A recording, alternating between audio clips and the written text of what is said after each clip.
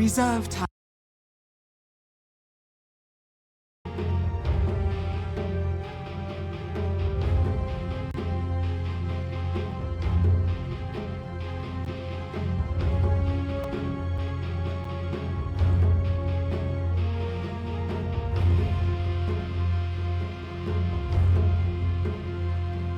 I'm intrigued, I guess. I think had this been our first match yesterday. Oh, hello. Radiant team pick.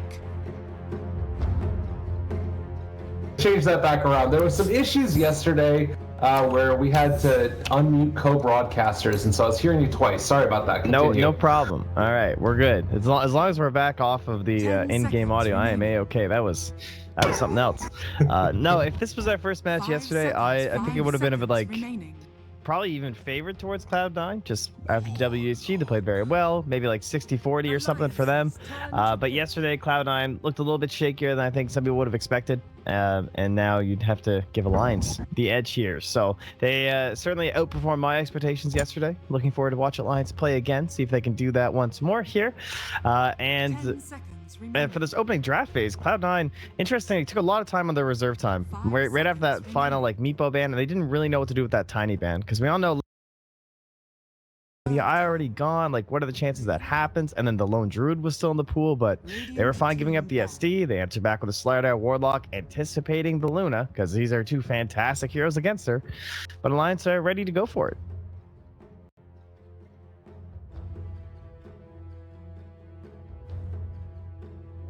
Seconds remaining. 5 seconds remaining.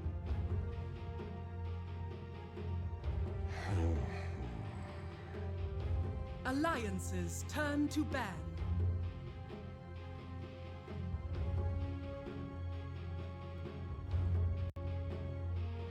Games from the past couple of days, and as you can see, there's definitely a lot that's going into the favor of Alliance just based off of how well they played yesterday. But it isn't necessarily to say that there's it's a complete and total reserve time.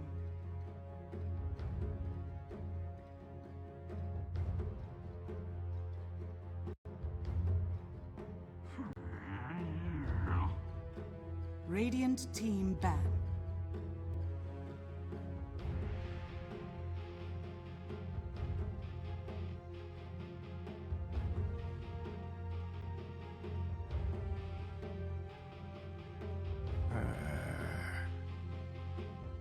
Alliances turn to ban. Radiant team pick.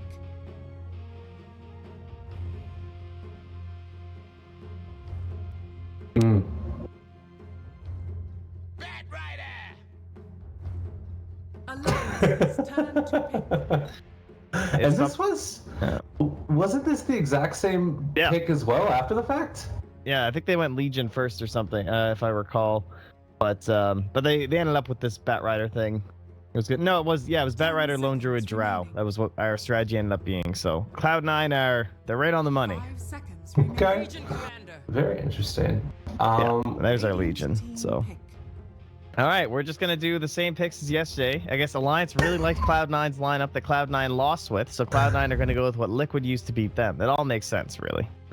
I mean, if you get beaten by a team with a strategy, there's that inherent desire to just run it against them. So they're going to take the Lone Druid. Cloud9's like, you know what, Liquid, they're pretty good at Dota. Let's just do what Kuro did. This is pretty great, actually. So what was the last one you said? It was the Drow is the last pick? Yeah, for Cloud9. Okay. If Alliance want to go full Cloud9, they would need the Viper. The Mirana's banned, sadly, so we can't have a full recreation of yesterday. There's some serious theory crafting going on between these two teams or something, I guess. But I doubt we'll also get a Viper. Not really a limp hero. Yeah, he's more on those. I would agree with you as well earlier when you said that Tiny is kind of he's incredibly potent on that hero. To me, he's it's his signature hero. And other heroes like that can start moving around the map, make things happen with either an early blink dagger or whatever. Honestly, his other big one's SF. I wouldn't mind seeing Legion Commander run on him either, but yeah, SF could be solid as well here too. Yeah, and in terms of the Legion pick too, we did talk about this yesterday, but you guys don't watch every single game of Dota, and that's okay. But Legion's pretty dope here, because Slider, you can remove the Corrosive Haze, you can remove Lasso. Already some pretty excellent stuff going on just from those two interactions alone, and then you can also toss out those overwhelming odds and that massive units approaching your tower if they're trying to do some Warlock shenanigans. Oh yeah, pretty handy. Definitely. I like that. I'm kind of wondering if it's still going to run into the issue that we've seen before of Legion commanders struggling to get that initial Blink Dagger. The Ember Spirit now coming out. I'm assuming that's the Limp Hero. Yeah. Do you think that's something that she needs to be worried about at all, or that Alliance need to try and help out the Legion and lane a bit? I guess it's going to depend on what the carry is. We'll have to figure out. Like, we might end up with that Lone Druid mid again, where it goes up against the Ember Spirit, or it could be Lone Druid in the safe lane. And then she might have some troubles if it's like just the Warlock. And assuming they do the Slider, Bat Rider dual off lane, whoever Warlock's paired with down bottom is likely going to be rather obnoxious for Legion. But I don't know if they can get away with any sort of a dual lane, because you want that tri lane to try and deal with this Bat Rider Slider. So Legion's already kind of destined to have a rockier start, you would think. Yeah. Well, I'm wondering if maybe they run the like position 4 going up there, a hero that can keep the creep wave off of the tower, and then Legion just goes off into the jungle and does that, Legion thing that we all know and love. Gotta say that Ember's slipping all the way through there. A little bit surprising. A lot of people, I think, would have probably banned out the mid heroes in that second phase instead of that Sand King Mirana, but likely just showing how much pressure they want to put in that top safe lane. Just make sure that kind of stuff doesn't get in their way with the Bat Rider Slider. Allow those guys to snowball, have a good time. So their whole game plan doesn't really concern the mid. I mean, if you remember that game yesterday when Liquid ran this exact same draft, GH and Mind Control pretty much decided that whole game in my mind. They just got so farmed in that top lane. The rotations were so much easier because of the gold, the levels. They both had Blink Daggers at 10 minutes, and it just felt like there was no way Cloud9 in that case could overcome all that mobility. Just taking fight after fight, but get rid of the silencer. Excellent ban. In core role, support role, both ways. Super frustrating when the Bat Rider can just blink lasso and you have no recourse. Well, so then I'm kind of wondering if this last pick needs to try and focus on keeping contained the Bat Rider and Slardar. That I'm assuming Cloud9 are going to run this the same way that they did yesterday, where they were just incredibly aggressive early. So, I mean, it's proven that Shadow Demon and Luna alone can't handle it. What do you like as a bulky laner to help out there? Now you mentioned that, I'm kind of caught on the fence, because something like a support Nyx actually works really well when you have the Shadow Demon, but sadly they don't work too well in against the dual lane. It would be nice against that Bat Rider though. But in terms of your overall lanes, I guess Alliance, they're known for like their Rubik's and whatnot. That gives you like a double 5 or something like that, which is kind of awkward, but at the same time they tend to do a little bit better in lane. I'm not sure what, like maybe a Kunkka too can be nice with your Shadow Demon setup. Oh. Yeah, I mean, that's the classic lane, Shadow Demon, Luna, and Kunkka. Oh my god, look at this guy. Shrimpax is on fire in the morning. He knows what's up. I got my coffee. I'm good to go. Everything's fine. That's great. I love it. Actually, I really don't like it. I'm just gonna say that I feel like it's sort of the same problem that you're talking about with the Nyx Assassin, where this hero might end up running into problems against the dual lane if they really get aggressive up there. And I mean, could they even think about sending the Warlock up as well and full-on aggro tri-lane it if Lone Druid's safe? There's definitely potential for it if they just want to go for like a mid lane or something here. Maybe the other way too, Alliance could try and go for like a dire side off lane dodge. That's super their strategy. They ran that for like a full month where they were always aggro tri-laning. Would open up more space towards the Legion commander. And the Dire Shrine will be a lot closer that way, and they'd have more access to it. So I agree. The Shadow Demon Kunkka, it gives you that like one-off combo, just like the Nyx Assassin. Like Kunkka got nerfed, he does a lot less damage with his spells. So up against this like Slardar, Bat Rider, I don't know if they'd have the finish a lot of the times to fully bring them down. So I could definitely see aggro tri-laning working out well for them. Well, the last pick, Tinker, so it does look to be a Lone Druid in the safe lane facing off against what we're assuming is a Legion commander, and then we'll see if either the Warlock or the Slardar decides to come down and try and apply some more pressure.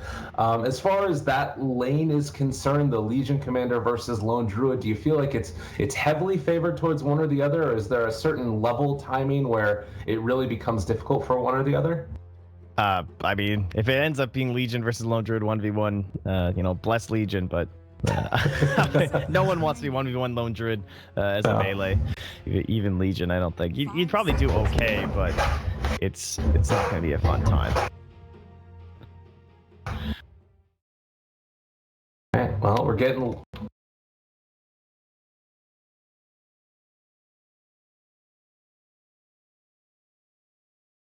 I don't know if I've ever seen a baby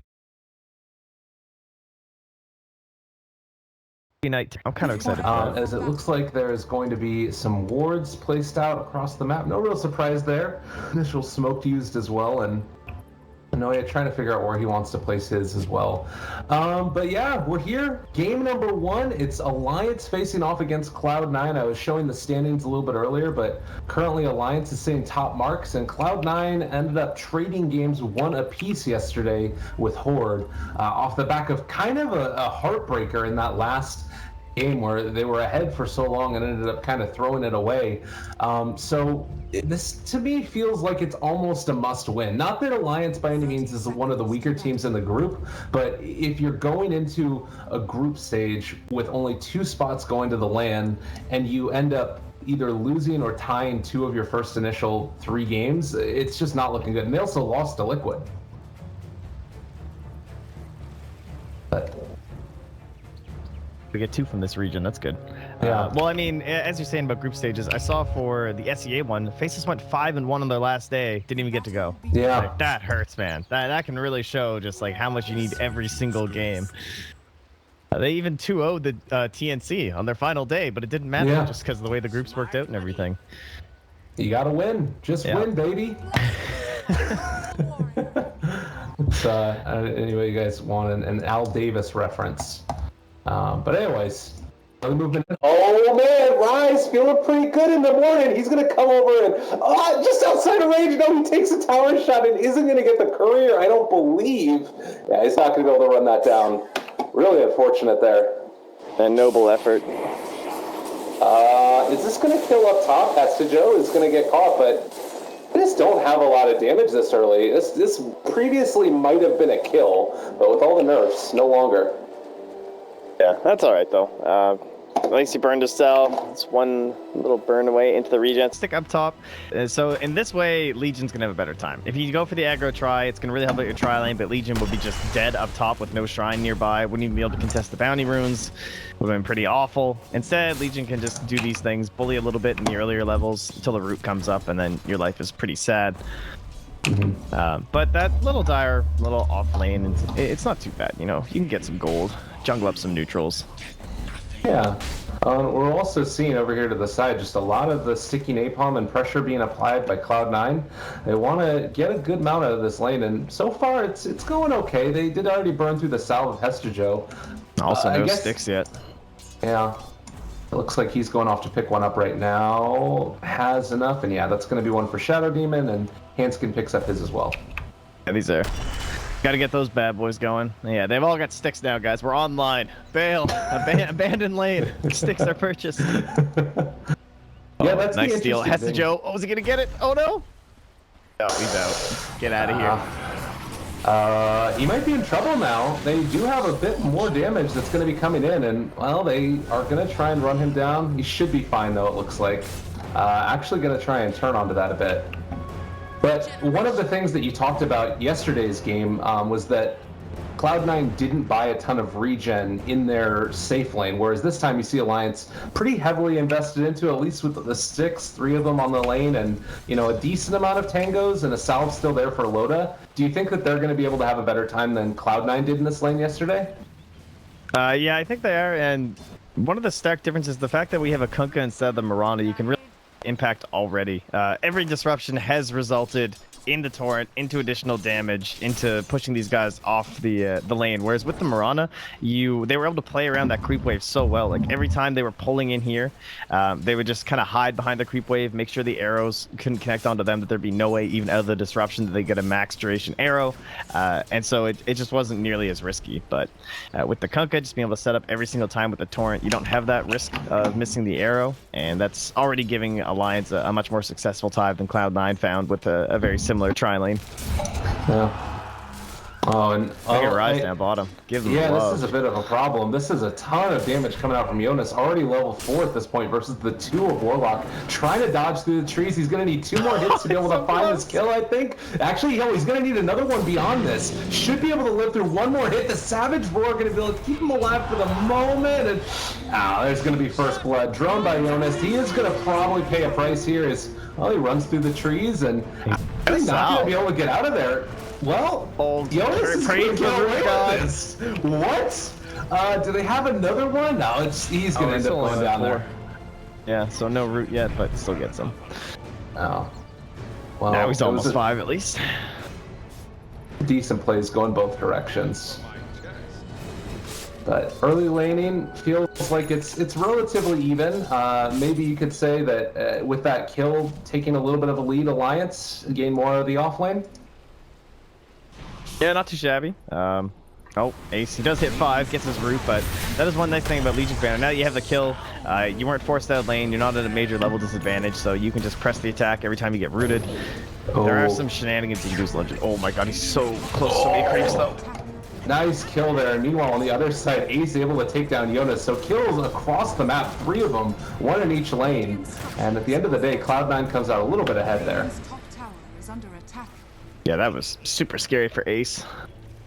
It's like 2 creep waves stacked on top of each other. Gets it in the end. What's up mid? Anyway, pretty quiet. David Nick gets his 1 kill there, so that's kind of nice. Look at Skrilla going his way.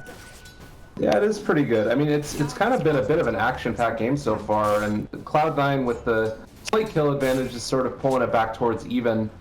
Do you like the way that Baby Knight is going for this, Rocket's laser build? Was this just because he felt like he could catch a kill in mid and was able to find it? Yeah, I'm sure he was probably just holding it, but I mean, against Ember makes quite a bit of sense, right? Get yourself as many points in the laser as you can. That pure damage goes right through the flame guard, and you don't have to worry about trying to burst down through it or anything to actually get kills. You can always be threatening, and it makes it a lot harder for Limp to get last hits. Yeah, it's a tough one, and I think that, I mean, as the game goes on, it probably just becomes a little bit more difficult. It seemed like they're much more willing on the side of Cloud9 to rotate to help out their mid laner, or they're kind of just left Noya now alone in this top lane here, where Batrider's roaming around and trying to find himself a bit of gold through the camp stacking. Do you think that Alliance need to start switching it up and moving these supports around a bit? I wouldn't mind seeing them go down bottom, just because they're leaving the Lone Druid alone, which is nice for Legion. The Warlock hasn't been there for quite a while, so she's able to just keep manning up against the bear, getting lifesteal back that way, but she's starting to get a little bit low on mana. If they wanted to maybe rotate down there and try and get a kill on the Lone Druid earlier on, would be nice, but just by sticking up top with Loda, they've now taken down the towers, so their current movements have been just fine for them. There's not enough pressure on the Legion Commander that they need to go down bottom, and now with duel on Jonas, we'll probably see them group up for a smoke play. Actually, they're just going to smoke themselves. Jonas doesn't get to come. He's not allowed in the party. It's too bad. I think he'd show up when he gets there. Oh, nice scan. That's great. Yeah, good recognition. Realizing as soon as the tower goes down, they're going to make that movement in towards the jungle, and Hestijo is going to actually reveal himself there. A good amount of damage is going to come out now. Rocket lasers as well. Noya is there on to EGM, and they might be able to take this kill. Hestijo is going to go down, but they end up taking the Shadow Demon in return, and well, Noya looking for a bit more, but the better of it is Handskin and the Limp just back out. All right, well, you'll take that as the lines. Batrider for the Shadow Demon. Oh, and this movement again, I'm kind of wondering at what point do you start thinking about trying to go and contest Loda. He's already got 50 last hits at 7.5 minutes. He has been farming up a storm here, and it is a hero that can get out of control if left alone. Oh, mid lane. Yeah, Baby Knight. They got the X there. Lip trying to get the runaway, and they won't get him. Oh, that's noise TG too. Yeah, so speaking of contesting Loda, not gonna be too easy now. I'm not sure. They don't really have the best way to initiate on top of Loda. Now the oh my god comes out. Alright, Hestijo's just gone, and now Loda is really really going to start to snowball out of control. He's already 700 gold ahead of the Lone Druid, and the Helm of the Dominator online. I mean, he's got 7 sick charges, so even if a gank comes, it's not going to be easy. You know, Noya is going to come and try and steal out the Bounty Rune, already taken away, and they should be able to find this kill. Handskin just out of range currently of that X marks the spot, and Noya actually gets away with that one. He's able to run out of there. A little bit sketchy there. I believe Noya knows there's an Invis Kunkka. It seemed to me they were very close to each other when he picked up the rune, but I guess we'll find out here. The way Ace is playing, perhaps it's not a major concern to them right now. Ooh, they're going to bring down the bots. Baby Knight onto the bear. Yeah. That's a good timing for those for him, and looks like they might realize Handskin's in the area. Yeah, that's a little unfortunate for Handskin. A quick little TP away, but not going to happen, and Ace just ends up finding the kill. Alright, nicely done. That's, again, slowing down this Legion Commander by getting that kill on the Kunkka. Shadow Demon was here now. They were going to do their little setup into duel, I'm sure, and try and get some damage on this Legion. Although, maybe that little aspect of their lineup isn't going the best right now. The fact that Loda has fully pushed out that lane, is farming the jungle completely alone, no contests coming in from the side of Cloud9 thanks to the pressure that they are putting on from Alliance. Still consider things to be going pretty damn well. I mean, despite not having dual damage, Jonas is still second highest on the team. Yeah, that's true. I mean, maybe that says something about how the Embers game has gone as well, which could be a bit of a problem, but you know, he's building back towards that Veil now, has the double null tally, and should have some more relatively soon. As the smoke up by the shrine, they really want to get this dual damage going, and it's like their eyes are set on the Warlock, but Rise already backing out? Maybe they can find Baby Knight? No, he's gone too. They're playing this really safe. And it doesn't look like Cloud9 are going to get caught by it. They had right underneath that ward. Yeah. Haste. Easy game.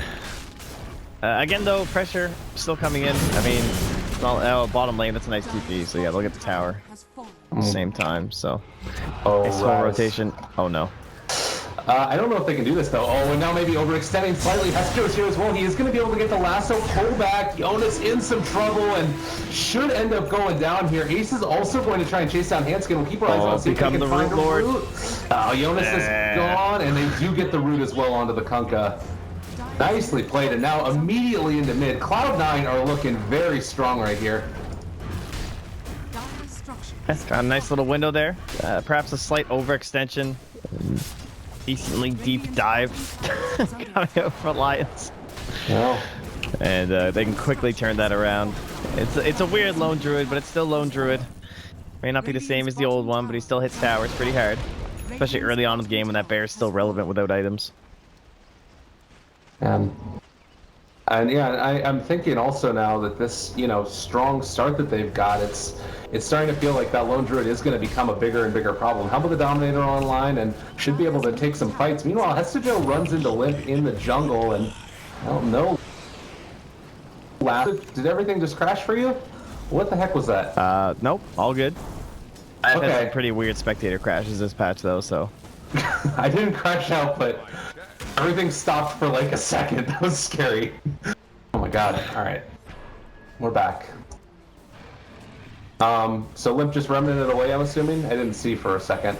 I'll give you a yes, but I don't actually know. I wasn't watching Limp. So Okay, no problem. So, next couple of minutes here, Alliance, it feels like maybe they're being hurt a little bit in terms of the way the game flow is going. Do you think that they're comfortable with it given how well Loda's done, or do they need to try and like use that advantage that he has to start being a part of fights? I think as long as Limp is joining up probably with Loda and Jonas, they can do some sort of like a 5-man group up. Just try and accelerate Limp with this Veil. It's likely the most important thing for them right now. Jonas also down there right next to Limp, but getting into something like this Blade Mail first seems to be the build. Nice against Tinker, uncontrollable damage. Or if you can just man up against Lone Druid, get those right clicks firing back into his somewhat low HP god, 1380. Alright, it's not low at all. Range Lone Druid is just as frustrating, it turns out, once you find Ogre Club at 13 minutes. Yeah, this will be probably the same build. Oh, awesome. Pull back in, they caught onto Jonas, the crush is there as well. He is going to go down, and Limp not going to get caught out, but... Yeah, Limp not going to get caught out, but I think as long as Limp is joining up probably with Loda and Jonas, they can do some sort of like a 5-man group up. Just try and accelerate Limp with this Veil. It's likely the most important thing for them right now. Jonas also down there right next to Limp, but getting into something like this Blade Mail first seems to be the build. Nice against Tinker, uncontrollable damage. Or if you can just man up against Lone Druid, get those right clicks firing back into his somewhat low HP god, 1380. Alright, it's not low at all. Pull back in, they caught onto Jonas, the crush is there as well. He is going to go down, and It is looking like Cloud9 are just everywhere across the map. It is still looking like Alliances maybe gain a bit more out of the map, but the kills are going into the favor of Cloud9. Yeah, and it's likely to continue that way. Just 3 points laser, 4 rockets, like Davy Knight. He's at that perfect moment to Tinker right now, where he is enough, just 2 points march is fine, clear waves, make sure he's holding onto his towers, and he just TPs onto this bear and just nukes the hell out of people. Yeah. The thing that's kind of cool about this new change to Lone Druid as well, with the way it's going to work with this Tinker, is before Lone Druid used to be so chill, right? You just waited till he bought Radiance, and you pick these heroes like Queen of Pain to make all this space for Lone Druid while he farmed up items and got to this point where he was ready to join fights and do something other than just pressure side lanes and hit creeps. But now it's 14 minutes into the game. You got this Helm, you've got your Dragonlance now actually finished up here as well, as Ace will start building into the Maelstrom, and he's ready to fight. So you get that added benefit of this TPing onto the Tinker into the bear and everything that we will sometimes see, but not until like, 20 some minutes with the Radiance online. Yeah. All those spells from Tinker just so much more useful earlier on in the game. Well, and you've also got the Helm of the Dominator creep down with him as well, this Alpha Wolf, so everybody's hitting harder. Yeah, that's cool. All in all, it's a really neat build. I think yesterday he went for ring into the drums, or rather ring into the lance when it was Matama Man playing, so it's interesting to see Ace go for the Helm, but it makes a lot of sense. Certainly working out here as he annihilates this tower. Tier 2 is going to be traded off, it looks like. I don't expect right now Cloud9 to come down and test. I guess with the creep wave forward, they could potentially, but... Well, it looks like they're just going to head off into the Roche pit. That'd be a pretty nice pickup if they can manage to snag this one away, and they certainly have enough damage to do it. And they're under vision from the dire side. And they should get here in time. They have smoke. They do. All right. Alliance, game time. All right, big plays. You have 2 points right now in Eclipse, and Roche Pit's certainly a good place to find it. And take we do have Warlock fight. ulti though. Like, that's pretty scary. Haven't seen it drop this game. It doesn't look like they're going to get here in time. Well, maybe Handskin if he throws out a taunt, but they're not feeling comfortable with it. Hesijo is there, able to jump forward, find EGM, immediately taken off with the X mark the spot. Nice play right there as well. Hesijo is going to go down. Bow drops on top of the bear. Noya able to avoid it for the moment. No blink dagger yet. I think that they just call it quits for this and finish up those blinks. That was interesting. They sent Loda up top before, like, keeping their smoke near mid. That's exactly what they were hoping would happen. Just baiting out their Shadow Demon, waiting there with the press the attack. So, very nicely played by Alliance. I have to say, a riskier one though. Like, if the entirety of Cloud9, maybe that Warlock was a little bit closer than you could tell. I guess they could see him probably in the back lines. They're still in that ward, and that made them feel secure enough in that play. Oh, nice. Speaking of Warlock, dual damage achieved. Yeah, Warlock, you don't want to be there right now. That's not the place that you live currently. So he just walks uphill, gets found out. Handskin also is going to have eyes on Ace. Suddenly, Cloud9 in a little bit of a scary spot. Although they are going to be sending in the bear. Looks like they want to take this. Noya does have blink, but going to go for it. A little bit of restraint at this stage. Oh my god. Get limp. He just takes so much damage from that Tinker. Yeah, all he can do is throw some bolas on this bear and keep him off the tower for a bit. Won't even end up mattering. Yeah, far away Ace hits this. This is hilarious. Yeah, it's pretty good. The range is quite large for him. So tower in tier 2 is going to go down, and not a great way to stop it. Oh, did he get that kill? No, he didn't, did he? Almost got the 300 gold. I have to say, the first couple of games of this new Lone Druid, quite a few people were feeding away their bears, but they're starting to get a little bit better at it. Press the attack off for Handskin. He's not going to get caught there, and meanwhile they are going to jump back in a way so they don't get caught out by Jonas. Overall, just very crisp, clean play coming out from Cloud9 currently. And, Loda, who was ahead before, now he's fallen behind the Lone Druid based off of all these towers they've been able to take. Only one tier 2 remaining. Yeah, Jonas, he's got friends coming, but can't find a pick or anything there.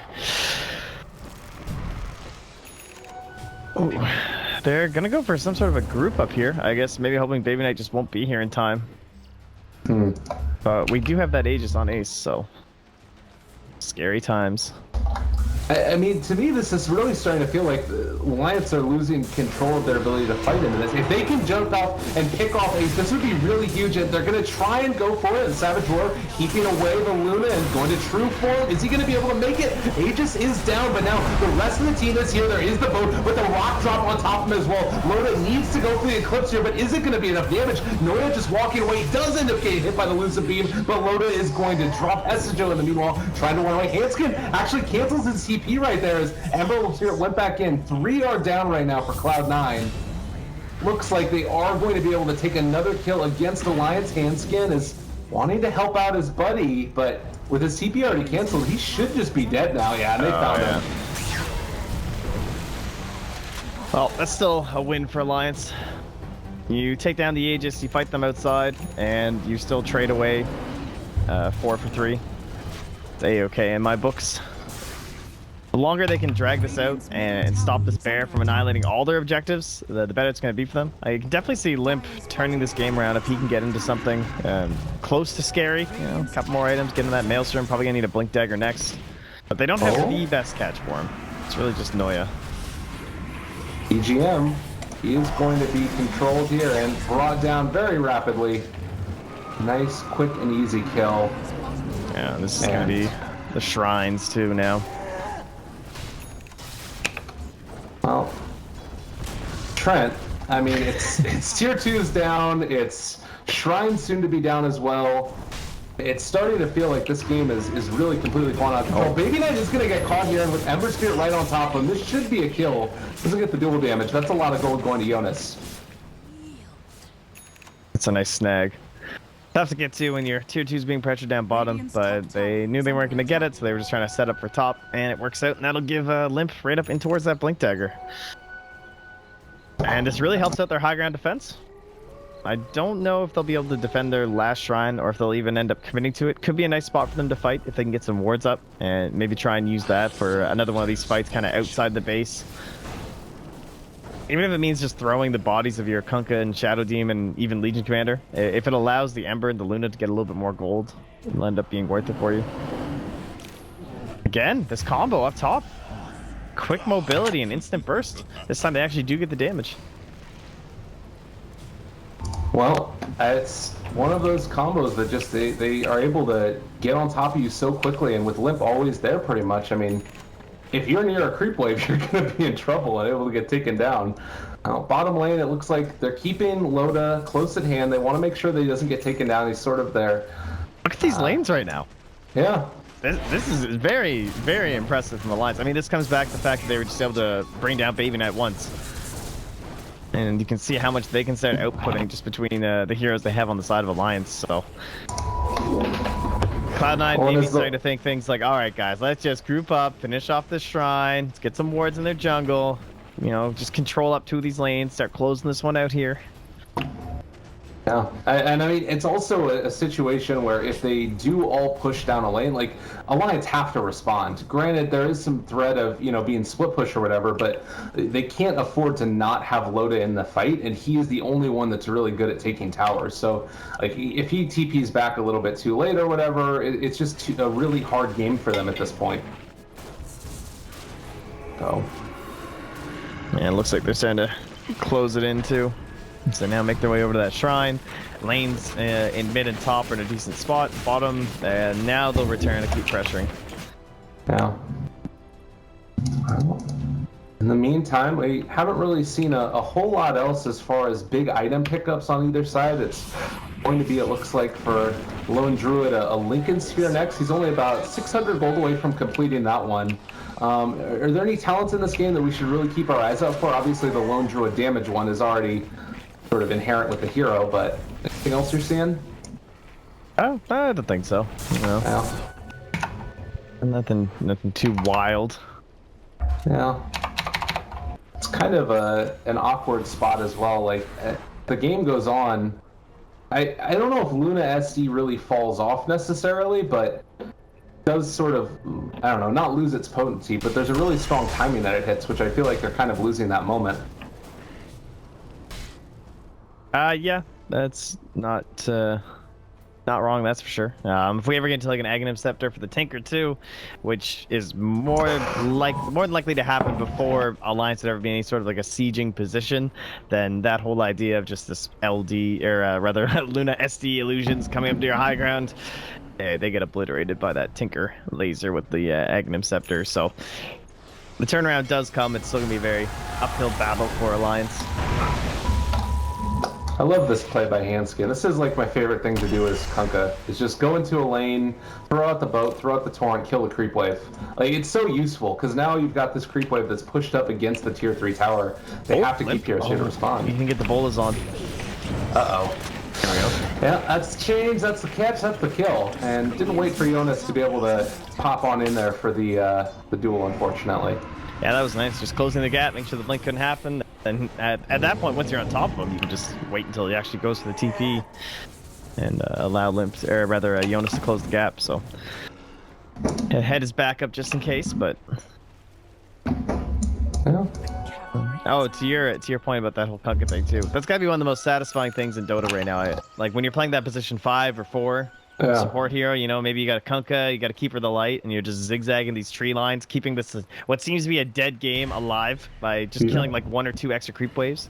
Mission impossible, dude. I'm just like Tom Cruise in these trees. Every time I see one, like an enemy just like float by on the map, and they're so freaking close to on the side of the trees, just like That's great. I love it. Yeah, totally. And it's also great just in the context of the game. He's going to be able to get a Guardian Greaves off the back of things like that. It just hangs out down here. And that's quite a significant item for being able to farm it up on your position 4.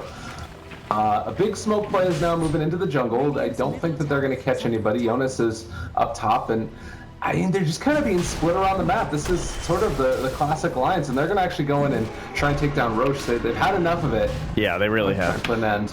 This is there. Okay, like guys, we gotta get a grip here.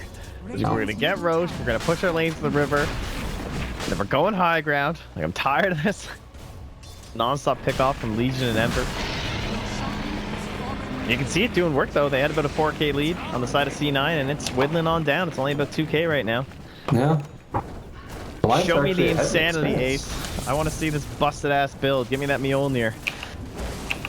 So one thing also to keep in mind about this is, you know, he's going to have that completed pretty soon, is Loader just picked up a BKB. So a lot of the damage coming out now from that Tinker, his ability to burst down Loda is going to be pretty diminished. They still have Warlock ulti to be able to control up, and that's going to be a huge part of these fights. But, you know, if that Warlock ulti isn't on point, doesn't happen to land on the Luna, suddenly things look a little bit scary for the fight. Yeah, it looks like C9 are content to just get these last couple items. Really want the Mjolnir on Ace, and they really want the Aghanims. Jonas. Oh, is he what? Oh, they can't see each other. All right, he should be able to see him now. They walk in, Noya, oh, there's the crush. That's really unfortunate. Waiting for the blade mail, but he's gone. All right, that's a pretty big pickoff. Do like this movement by Alliance, though. They're all going to head down bottom and try and pressure the bottom tier 3 tower. They can kill Tinker, but this is probably a good play by Tinker. He's just going to be able to clear out the creep wave, and suddenly there's no more pressure that can really come. Yeah, not a major concern. There will be more illusions, though. Mid lane, though. Tinker's back. Time to hit some buildings. And looking at it, the jump forward, 2 people caught with the chains. Nice little play there. Bottom lane is being pressured, and actually they're going to send back the Tinker, so he will be out of the fight for a moment. He's still caught again by those chains, and the barracks are falling. They have to have Loda here to be able to deal with this pressure. He is going to TP back right now, so the rest of the team is going to start to group up and try and deal with this. Demonic Purge down onto the bear. He does have a resummon, as well as the Aegis. Okay, one bear down. Aghanim Scepter is now up on Baby Knight, though. Oh. This would be a rather rude surprise. Radiant's bottom tower. And they're going for the smoke play as well. Batrider, Hestejo, he wants this initiation. Yeah, Noya, Hestejo, either of them could kind of like set this game right to the end and just try and set up for Rise in this ultimate. All right. Big plays coming up. If Limp jets too far forward, they can get him. There's the crush onto one. The Aghanim Scepter comes out. A pretty nice imprisonment is going to keep that guy alive. Loda taken off again, and he's going to be able to walk away from that flaming lasso. That is going to be the Aegis down. So a little bit of a sloppy initiation by Cloud9, or rather just good play by Alliance, keeping their cores alive. And now they're sort of forced to back off. Suddenly, Alliance, they're in high ground hold. It's effective. Yeah, this is very interesting to watch. I mean, we're still all learning about this whole Lone Druid thing, but this was the first time we've seen, at least for me, I've seen something like a defensive item come out before the Mjolnir. Typically, it goes right from Dragonlance, Maelstrom into that Mjolnir. You don't tend to see much else. And then usually even the Hurricane Pike. But going for that Lincoln's, just too worried about the pickoffs that were happening to everyone else on the team, wanting to help group up, just knowing that you'd want it till the end of the game anyway, because it's a nice game for it against Kunkka, SD, as well as the Legion. But that did cause them to take a little bit longer to actually get into these buildings, maybe less damage just overall when they're pushing these waves out too. And Alliance really capitalizing on that this game. Yeah. And, you know, now they're free to leave their base. You've got a pretty stacked up Limp who's going to be gaining back into a Lincoln's of his own. And they're getting pretty large and in charge here. You need to be concerned. I think the other thing to note is that, you know, they have a gem on Alliance. They've been able to shut down the Vision in much the same way that we've seen Cloud9 shut down their own. So they should be able to take out these other couple of wards here, I would imagine, if EGM happens to pass by it.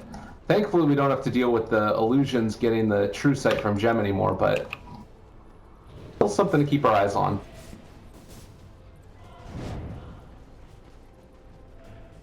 Interesting that Limp's going for the Lincolns. I feel like this is a really tough itemization call for him. Just trying to figure out, like, I'm being saved by my Kunkka when we're defending high ground, so do I need more damage to try and control this bear? Or, like, are we currently doing enough? It does seem like for now that it's enough damage, but I don't know. The only thing is, once you leave the high ground, he'll need this Lincolns anyway, just to be moving around the map. So it's certainly understandable. I think it's a good choice by him. Be interesting if they run into a point where he can't quite do enough, though, as he has the long road to the Octarine core. Well, and the other thing too is that you're going to have a couple other items up that help deal with this. I mean, we already talked about the Aghanims on Tinker, so you're going to be able to break that Lincoln's. I guess that doesn't really matter. You would have been able to anyways. But then you have to sort of combo it together with the Bat Rider effectively. So it's not like there's no way for them to deal with it. Meanwhile, the movement up here towards the top side, I don't know if they're going to run into Jonas. There's a lot of Alliance heroes in the area, and they're all going to TP out. Alright, the split push continues. Alliance doing very well. I wanted to ask you, what do you think about this Lone Druid talent for the -50 respawn time as opposed to the Spirit Bear? Like, it's something that I haven't heard talked about a ton. Oh, dude, there's no way you don't get... If someone in your game doesn't get the 50 respawn, I fully allow you to report them, and no one's allowed to be mad at you for it. I mean, come on, 7 armor versus -50 respawn? It's a joke. No, it is Bear really is good. nothing but fodder. 50 seconds. Ice Frog trying to throw a bone to off-lane Lone Druid, and look what he created. Yeah. Oh, he threw it to all Lone Druid. I mean, that's a pretty great one, and he's created a monster now in this new Lone Druid sniper build that we've got. That being said, you know, the last time they pushed it up, they had to have the full Aegis on top of Cloud9, and they only managed to get the tier 3 tower. Alliance has always been known as a strong late game team. I mean, they hit strong timings, but then they also go for like the late game, you know, split push strategies. Is this something that Cloud9 need to be pretty concerned about here?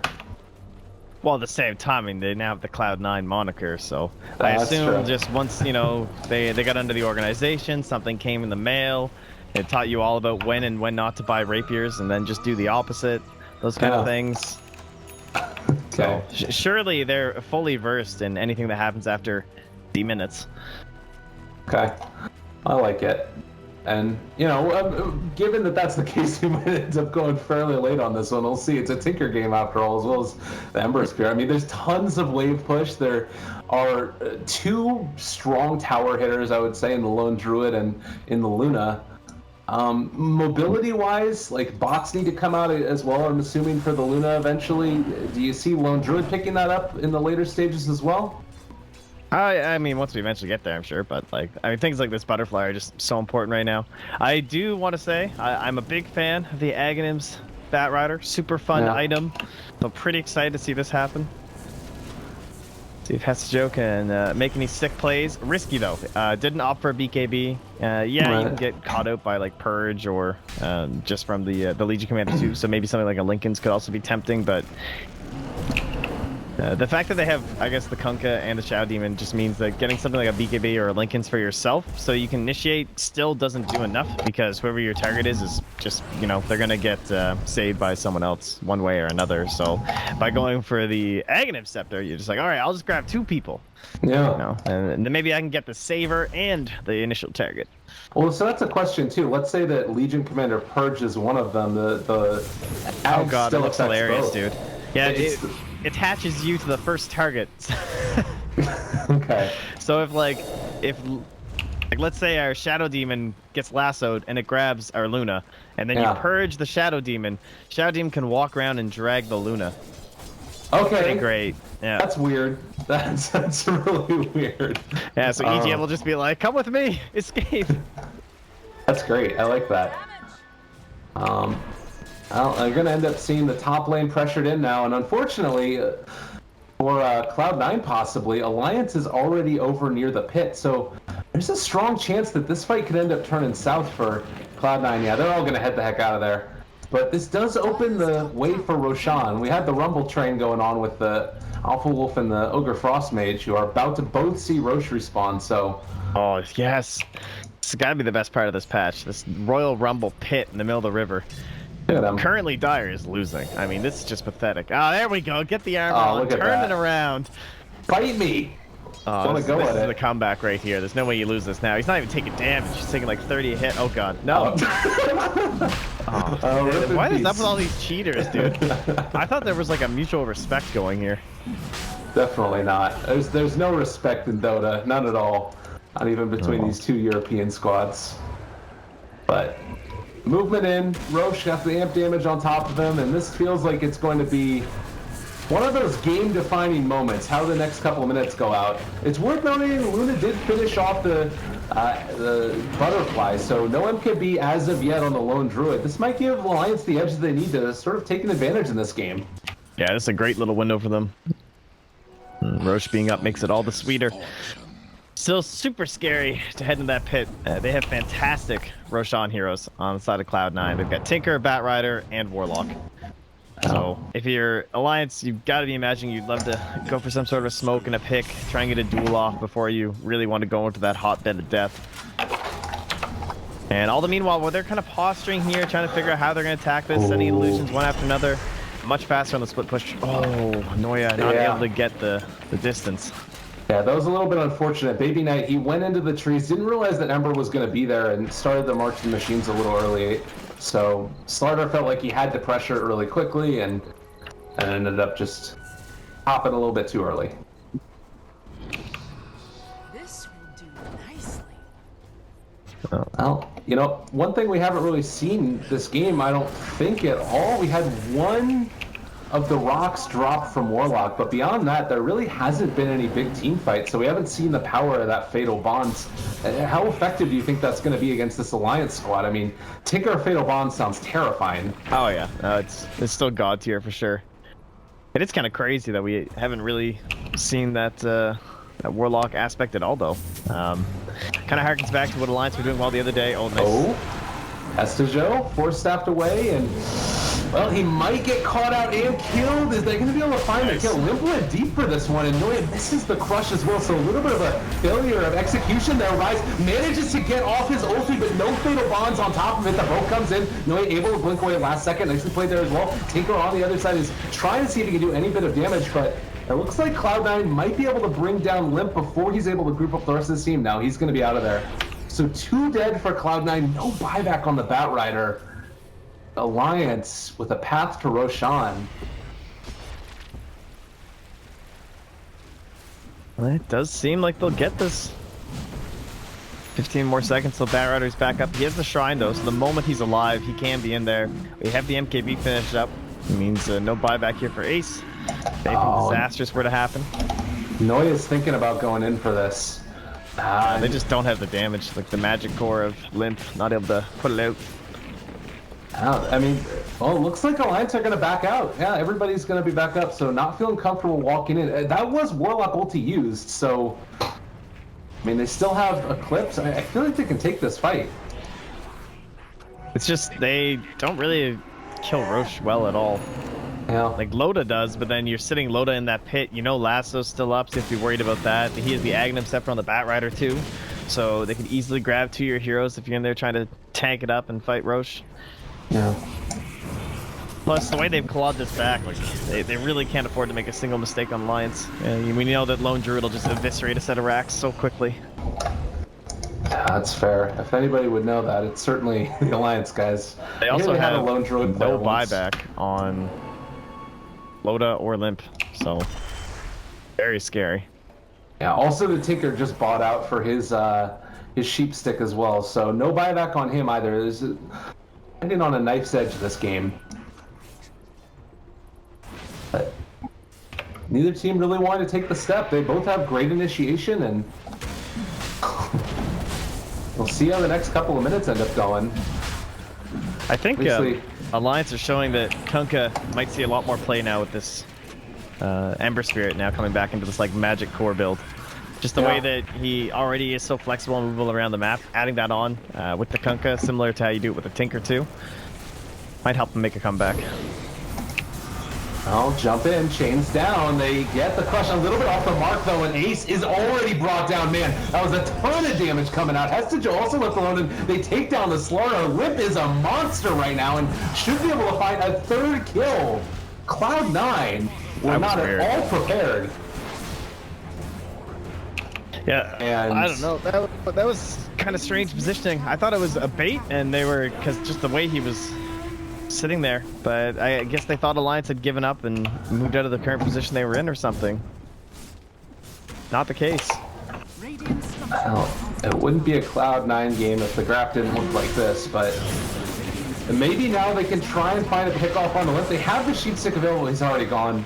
Yeah, and now moving in towards Roshan. It's going to go down in just a second. No way for Cloud9 to get here quickly enough, or a way to take the fight after the fact. So, Dota with Aegis on him. I mean, Trent, how do you deal with this at this point? Is there any great way that Cloud9 have to find kills and actually like defend their racks when this push comes? Yeah, I think we still haven't seen C9 on the back foot, really. At least Alliance has never aggressively postured, other than that one last fight we just saw. That was the first time where they've really done this like full team initiation, team fight, but they've never even approached an objective. I mean, we're still rocking 2 of these tier 2s, hence why Cloud9's been able to use these shrines when they were trying to control up Roche. So there is still the point where you're trying to push into Bat Rider, you're trying to push into a Warlock, and you're trying to push into Tinker, Slider. Like, they have great jump, great combinations that they can also achieve here. So I'm not, you know, too worried for Cloud9 just yet. Although the graph slipping back over to the side of Alliance is rather concerning. No doubt. Looks like we also are going to be seeing a Satanic online pretty soon as well for Luna Domin. That's what she's eventually going to be going back for. Oh yeah. Got lanes pushed out, but the pressure is going to start to come from Alliance, and this is a hell of a lot of damage online. They do have the MKB on Lone Druid, so they have some answers.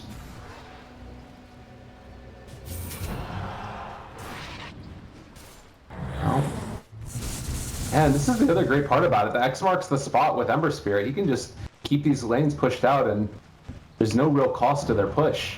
They're so much more mobile than Cloud9. Yeah, it doesn't look like they're going to try and set up for any of these tier 2s either. Much safer to go for the base defense, but this does mean you sacrifice your shrines. So Alliance fully clawing their way back. Even Stevens at this point. Now. Well, and I'll see what Cloud9 end up going for. It looks like Slaughter has a smoke queued up. Unfortunately, with the new shop, you can't see how many smokes they have, but it's fine. I like the Shadow Blade, though. Oh, yeah. Very nice. As Alliance try and close out this game, that's when they're going to end up being more split than they have been this entire time, and Noya with the Shadow Blade might be able to help capitalize on that. with Hesta Joe and his lassos. Man, this is feeling like it's definitely taken a strong tilt back into their favor. 2,500 lead for them currently, and right around almost 15,000 experience. So we've got level 25 talents that are going to be coming up shortly. The Savage Bear or Savage Roar cooldown's pretty decent. I don't know, I'm not really seeing a ton of other things that are super relevant. I mean, do you think that like some of the supports are going to be gained to those level 25s, or do you think that it's kind of a position where the game could end at any moment? Well, I think for now the big one's definitely going to be Limp. I like his build. He had that Octarine core queued up when he was level 18, and I was a little,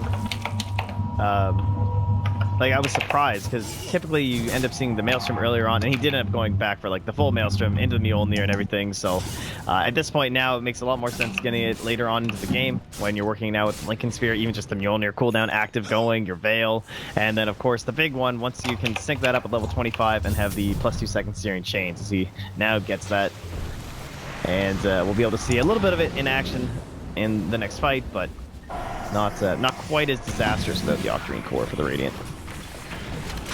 Yeah, and I mean, it's kind of the classic build with the exception, as you mentioned earlier, is that Lincoln Spear picked up early on and going to be doing a ton of damage. See how it ends up working out for him. Again, going to push out these side lanes and heal back up as well. But I'm waiting to see the sheep stick. I know that it's been revealed at this point, but I don't know if we've actually seen it put to use. It does feel like something I don't think so. quite strong. Does not happen here. Jeez, I tell you, Loda is going to be terrifying when he comes back up from this Aegis. He'll have BKB and Satanic. They have about 40 seconds left on this Aegis, and see if they feel the pressure to burn it. Yeah, I'm not sure if they even are going to. They've been playing this game so carefully before. They're just respecting the push that lone druid capable of putting out.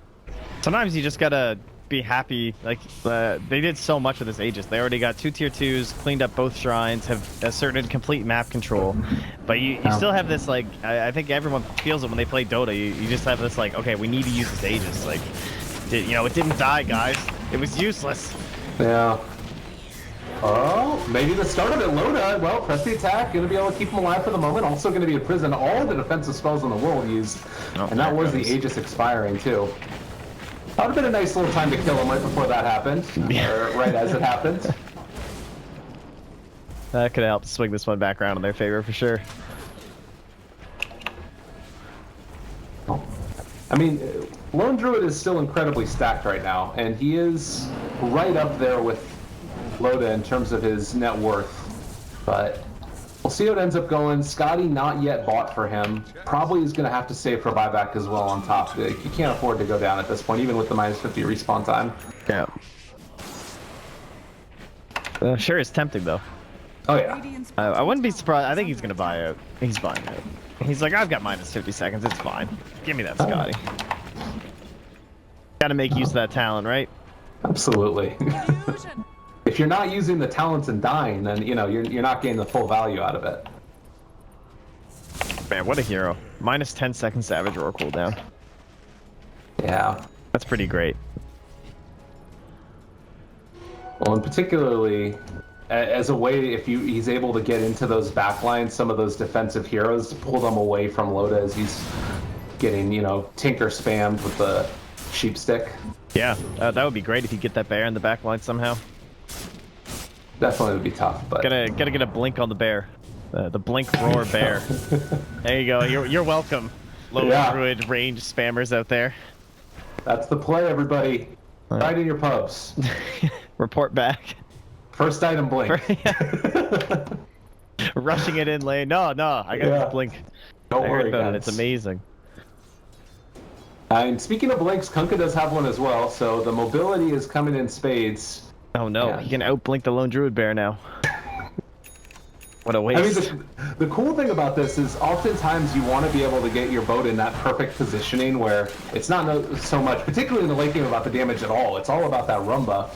So, you know, being able to make sure that you catch everybody in it, even if the fight's getting a little bit chaotic, positioning matters a lot.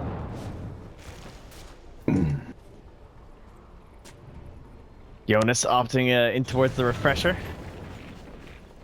Oh, Oh. Pretty exciting late game Legion choice here. Speaking of late game Legion, that final talent, there's a classic. I assume he'll go for the cooldown reduction. It's just too good, especially if he's buying a refresher. Really? Yeah, I don't think he'd go for the duel. I think the duel's pretty bad, to be honest. I guess at this point he could almost double his duel damage with one duel. So actually, you can more than double it because it's plus 40. So that's a lot of duel damage. But you're not a believer?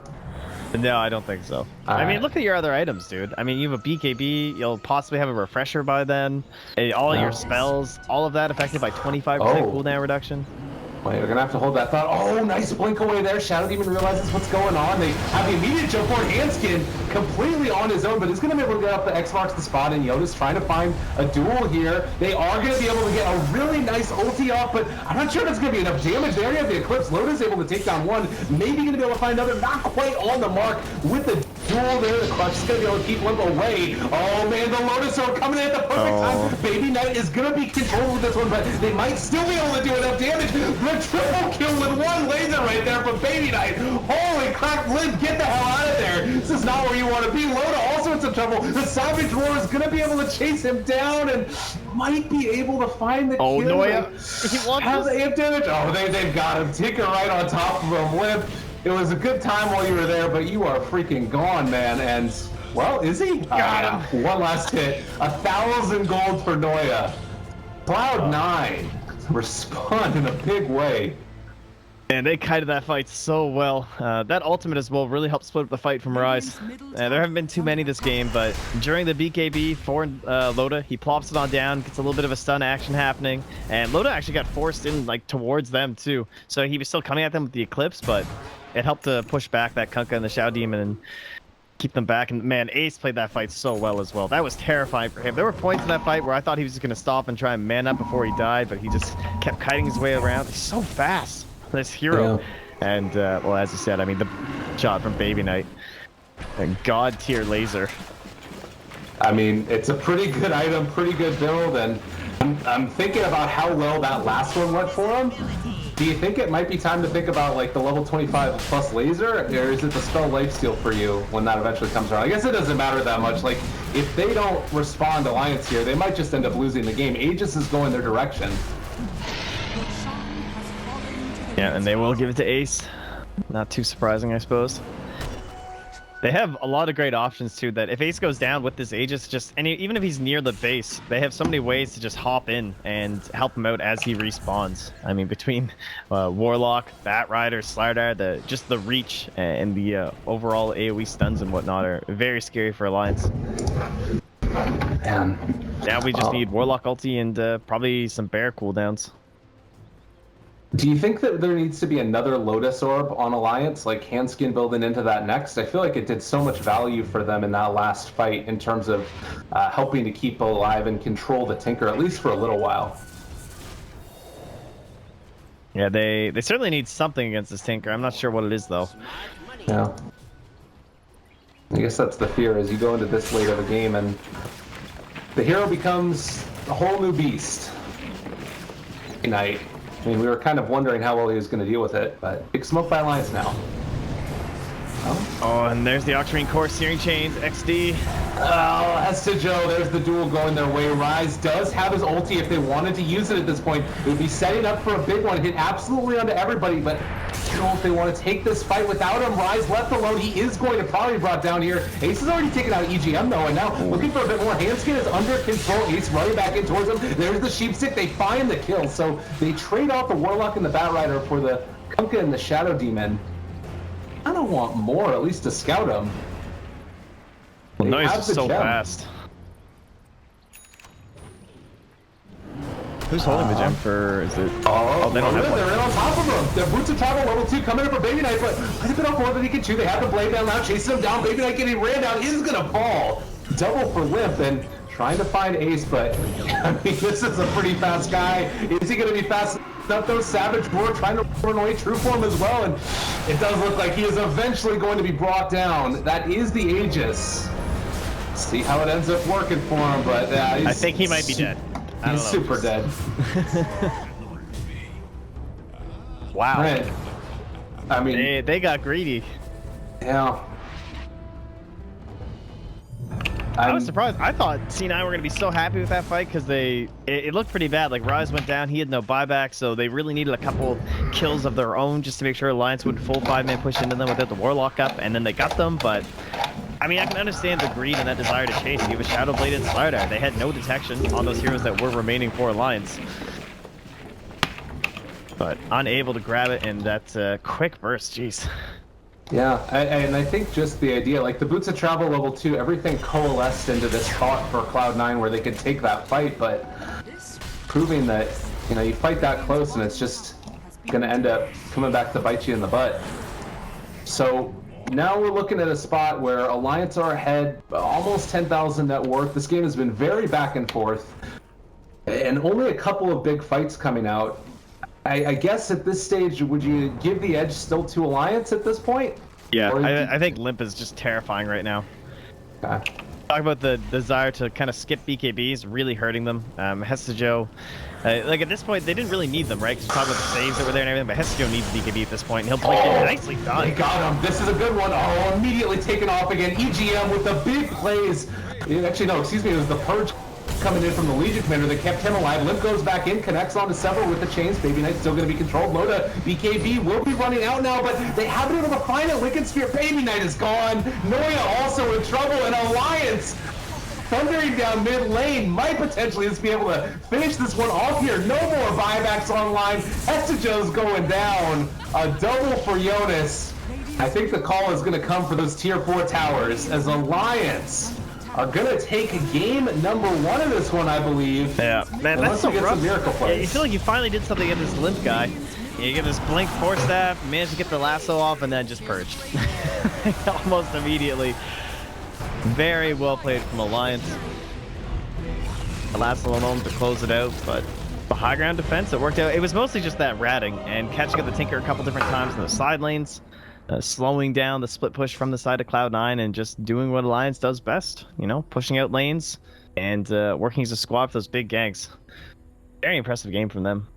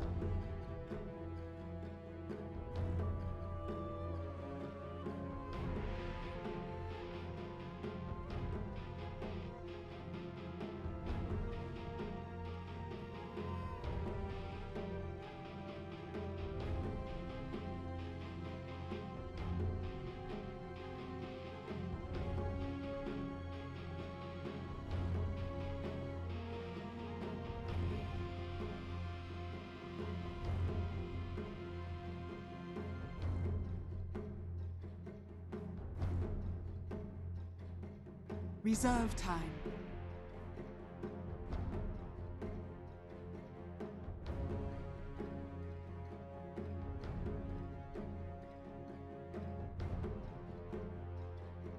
Dire team ban.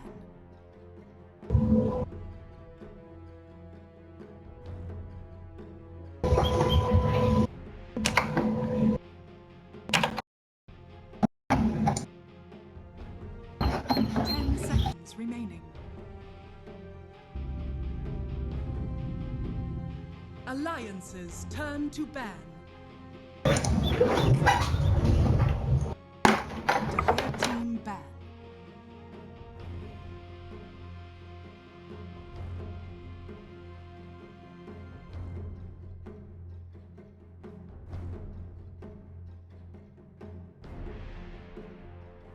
Ten seconds remaining.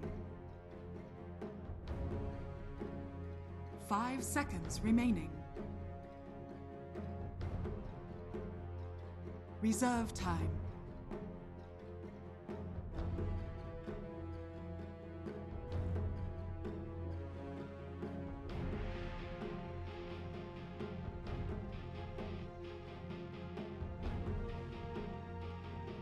Alliances turn to ban.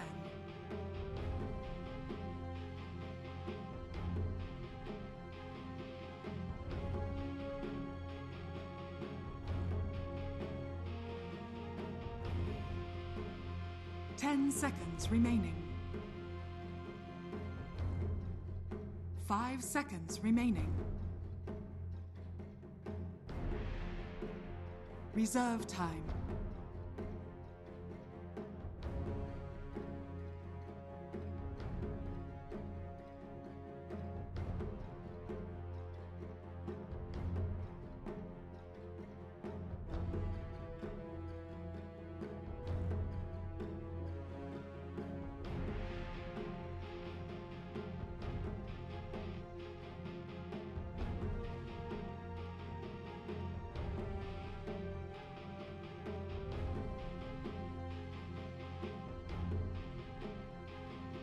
Dire team pick.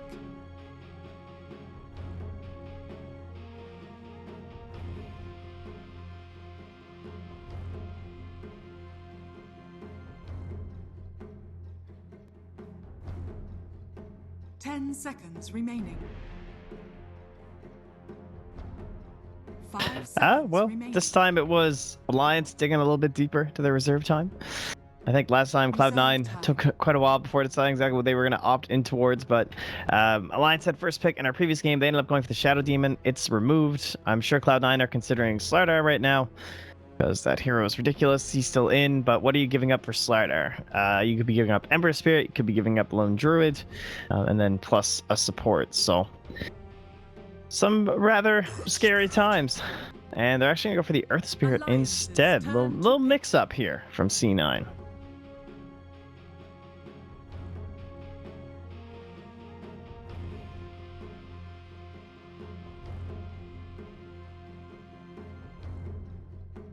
Ten seconds remaining. 5 seconds remaining.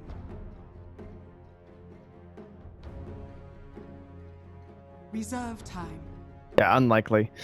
The bigger concern is something like Slardar, Lifestealer, perhaps. That whole idea has fallen off a little bit. Slardar for sure, but the Venge. Yeah, not much question on the old Slardar. That hero is busted as all hell. He's the man. It's too good.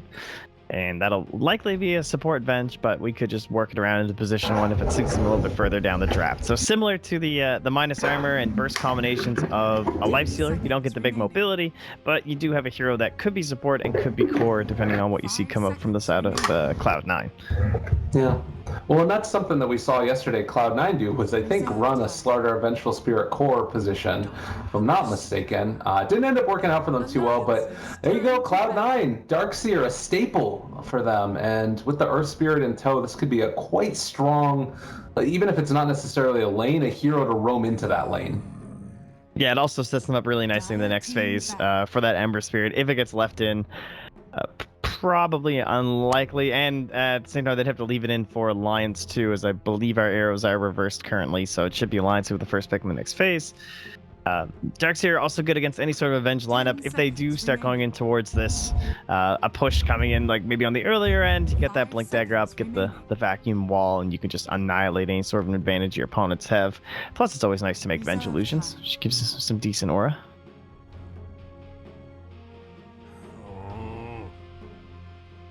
Alliances turn to ban.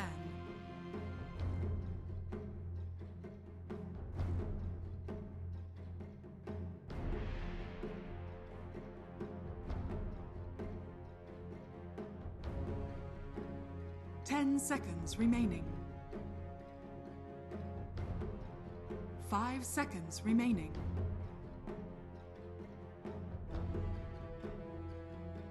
Reserve time. Yeah, no, they should be coming out this next phase, almost certainly. The top dog, Lifestealer, is still there for sure. Scary, but I think Cloud9 will probably need to use a ban on Ember Spirit. I'd be pretty surprised.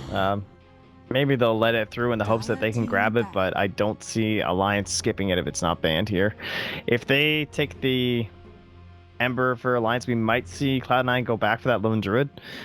Interesting that they're not too afraid of letting it through from Alliance as well here. So should be a pretty cool second phase here. Some of those big heroes still in the pool. 5 seconds remaining.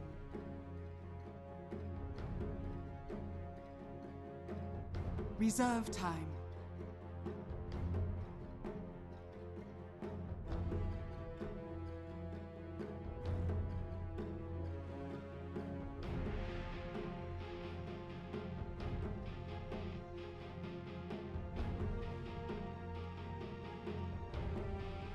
Alliances turn to pick.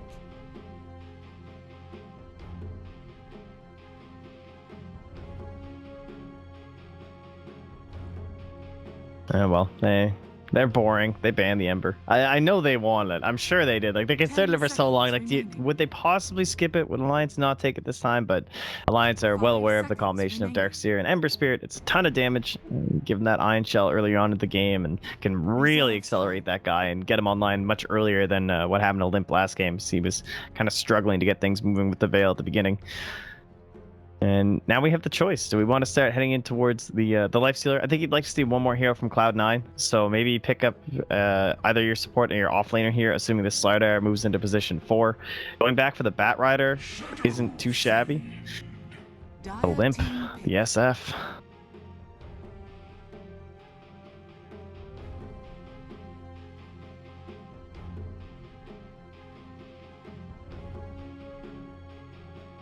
Potentially. That's not a bad point to be, for sure.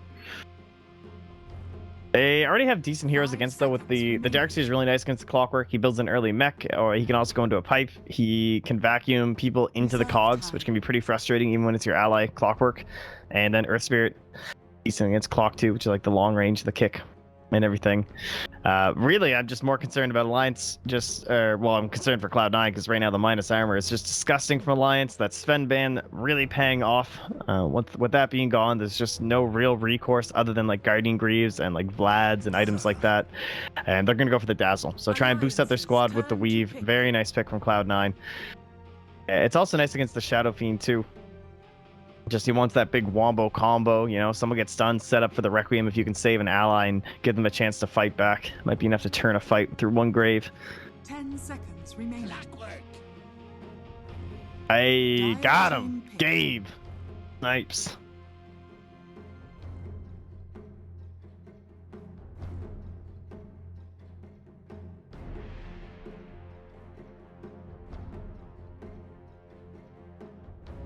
Seconds remaining. 5 seconds remaining. Oh, how does Baby Knight deal with anything? He picks Sniper or Viper.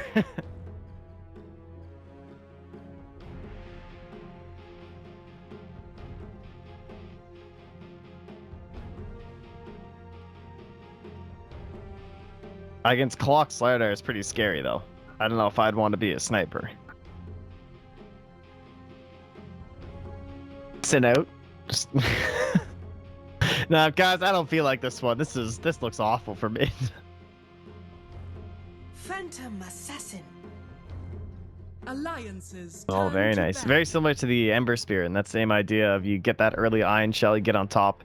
Can capitalize on a little bit of the minus armor from the Dazzle too, if you get a good weave going the other way. Okay.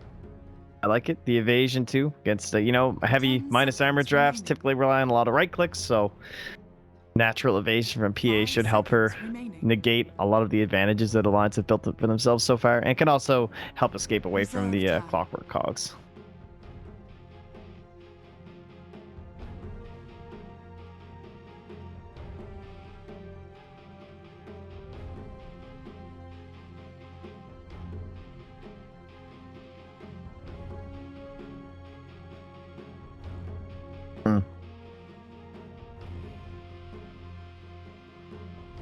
Yeah, this last bit should be kind of interesting here. I could see Dire the potential team for a mid PA. It's definitely not outside this realm if they want to go back for like an Ace Razor, something along those lines, one of his more classic heroes. But they're gonna eliminate the Baby Knight Sniper. I can agree with that. Even if you have a Clockwork, even if you have a Slardar, we have kind of 10 seen how seconds Hurricane Pike, remaining. decent start on a Sniper, can still be very obnoxious for a Clockwork to try and deal with. You need your own Force Staff. You need very precise movements from the Clockwork to keep chasing him down as he escapes from your cogs, and they don't have to worry about that.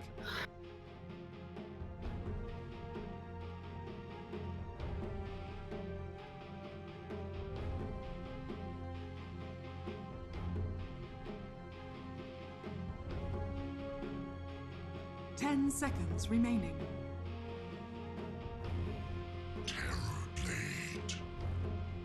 Alliances turn to pick.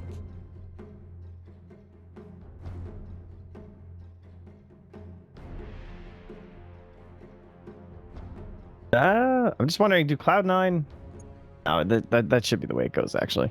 10 seconds I like it. remaining. It's Alliance of this heavy minus armor team fight kind of a draft.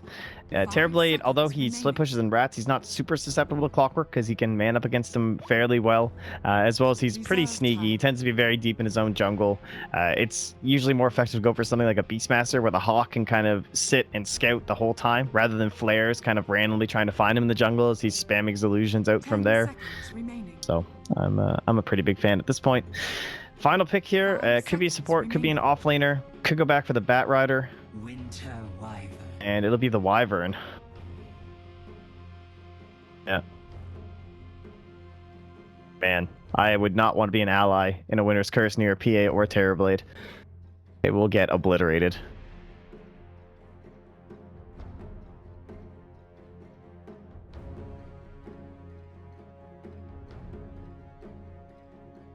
Oh, for sure. But the only thing is, like, Winter Wyvern also is a nice amount of range to try and get that curse off. So if Dazzle's even within sight, like, Clockwork will make efforts to try and get that Winter Wyvern close. Like, could just, hook shot in to create that chaos, and then if they can get that Dazzle as he closes in for the heals and whatnot, could be the end of the fight right there. Darkseer as well, super susceptible to the Winter's Curse. Loves being in the middle of the fight because he's got all these survivability items. He builds his Greaves, he builds a pipe, and he's just like sitting there near this PA and his Terrorblade, and you get the curse on him, and all his tankiness doesn't really matter when wailing on into him. So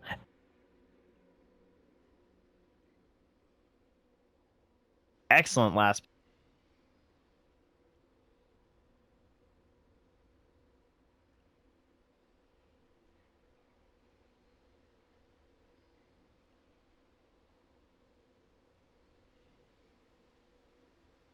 To come so late in the dressing, that was pretty good.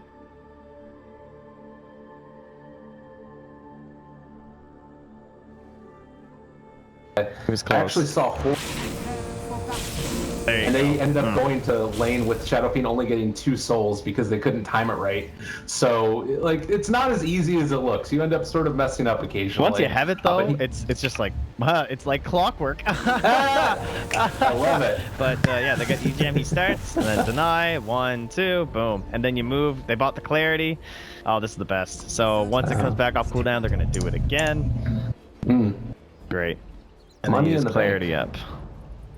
I like this decision for Baby Knight as well. Actually, I'm not sure. I was kind of wondering if maybe instead of going the normal PA build, you try and just go for like a dagger spamming ability, because it's going to be really tough for her to outlast hit the Shadow Fiend just naturally. But they are going to try and rush a bottle for her, going into cure this rune possibly. They will have a stun from Loda coming out in a second. Need to be careful. They drop it down. Cogs, nicely played. The slow onto Handskin, able to take that bounty rune for the moment on Baby Knight. Might be able to find the first blood, and they do draw it. Estijo picking up the kill. Baby Knight is going to need to pop that regen, but able to go back to lane unhampered. Yeah, those iron shells just a bit too strong. Oh. Oh, okay, I was gonna say the bounty rune doesn't show up on our minimap. That's all weird. So the initial rune is still there. Yeah. Oh, rolling boulder in. They want to try and gut on the limp. This is a scary time to go here. I mean, Shadow Fiend already has so much damage on him, although Baby Knight trying to pressure. This is actually working out okay for Cloud9 here.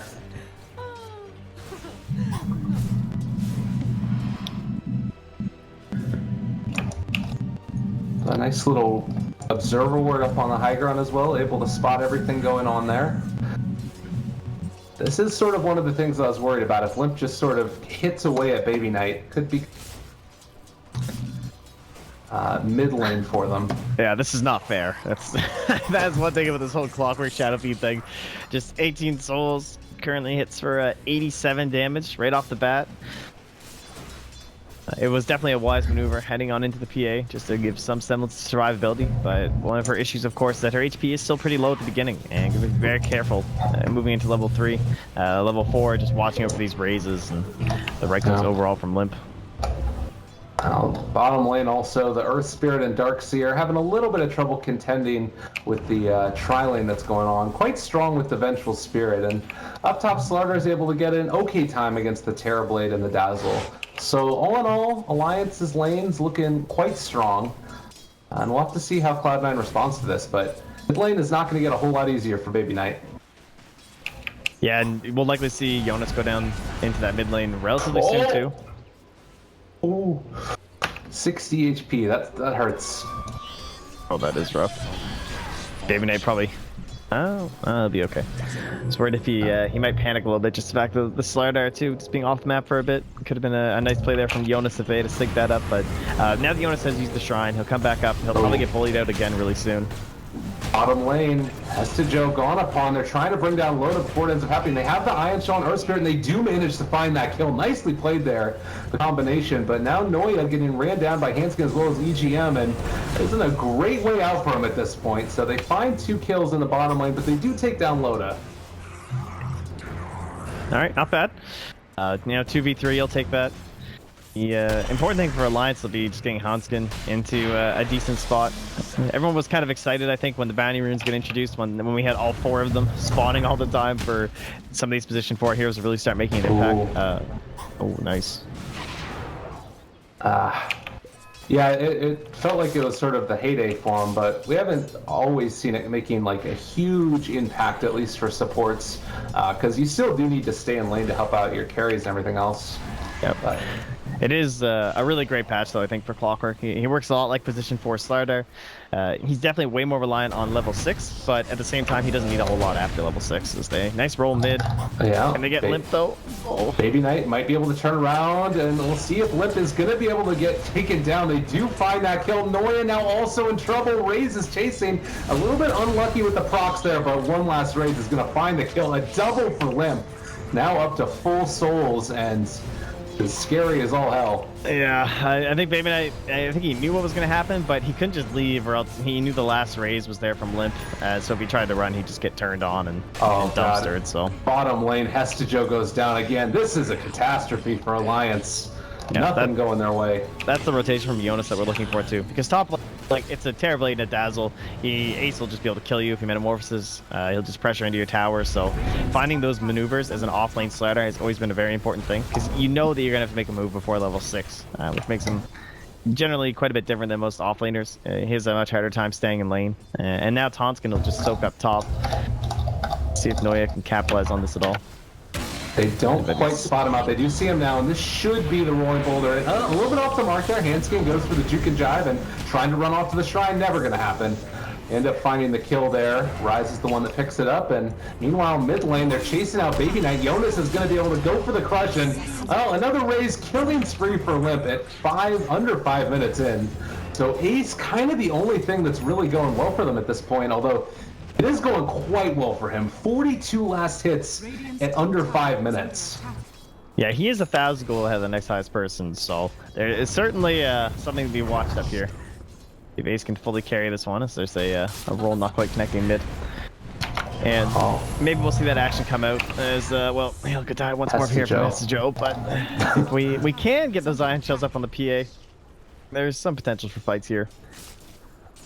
I mean, the plus, you do also have a decent amount of farm on the Darkseer, 21 last hits. He's actually got more last hits than the Shadow Fiend does, although Limp does have 3 kills. It's kind of a weird game for Limp. I guess just all of this pressure that's been going on mid has kind of been keeping him from farming. Yeah, he's too busy clicking people, raising. You know, he's just like running away from creep waves. Nope, gotta kill that guy. Loda's getting a little bit of catch-up time down bottom here as well. He was a little bit behind too, just in like overall farm, but now he's eclipsed the PA, moves to second in the last hits. And he can also start making rotations. Like once you get this helm early on the Avenge, pretty strong hero. This is a nice gank mid. Limp is certainly going to be the focus for a lot of this early game. Yeah, they realize how important it is to shut this guy down, and there's the Raze. They realize what's going on, have eyes on him, jump forward, double Raze, or 2 people caught by it rather. They do bring him down. Hanskin trying to run in, see if he can find a kill. Noya is going to be caught within the cogs, and that's going to be a kill going Hanskin's way. Baby Knight also very low. Oh, just too short of range, and Loda shows up though, and Baby Knight's like, "What are you doing here? Just leave me alone. I don't want." He's got no mana. Yeah. Oh, what? Jonas looking for swapped away. Baby Knight might still get out of here. Hanskin doesn't have any mana either. He does have a Phantom Strike, jumps out and away, saved by his team. So the swap, that's a little bit unfortunate there for him. Now the roll in. What is going on with these spells? Trent, they're gonna kill off EGM too, I think. Poor heroes diving into the Radiant jungle. They don't care. EGM got his bounty rune. He's fine. They needed this chaos. This is perfect for C9. Well, 5 heroes mid. I mean, do you think this is the right decision by him? Yeah, I mean, look at C9, dude. He's got the same net worth as Limp now. Sorry for Baby Knight. Like, he's caught up mid. Got him.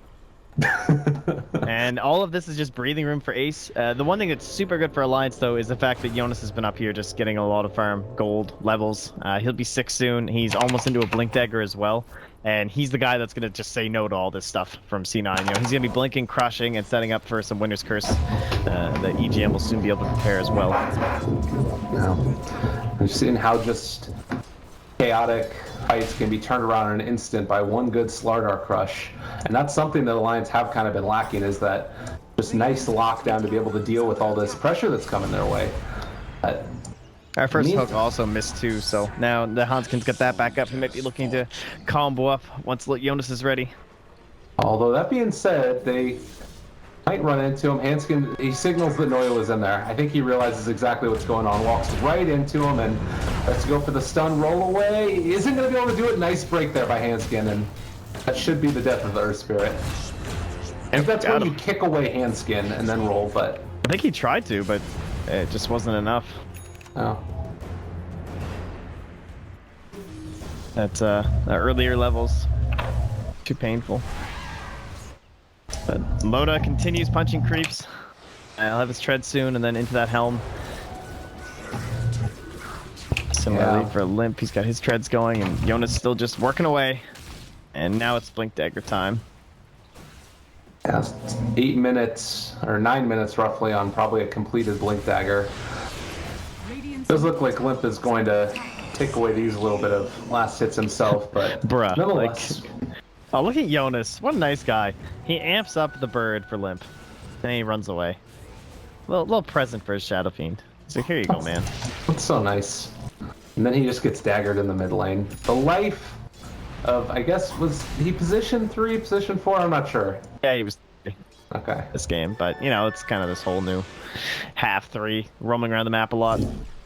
Hanskin's also level 7, so he's okay with the current situation. He gets to get quite a bit more farm than usual, which is one thing we talked a lot about Alliance. They very much move based on heroes and not necessarily so much net worth, especially between EGM and Hanskin.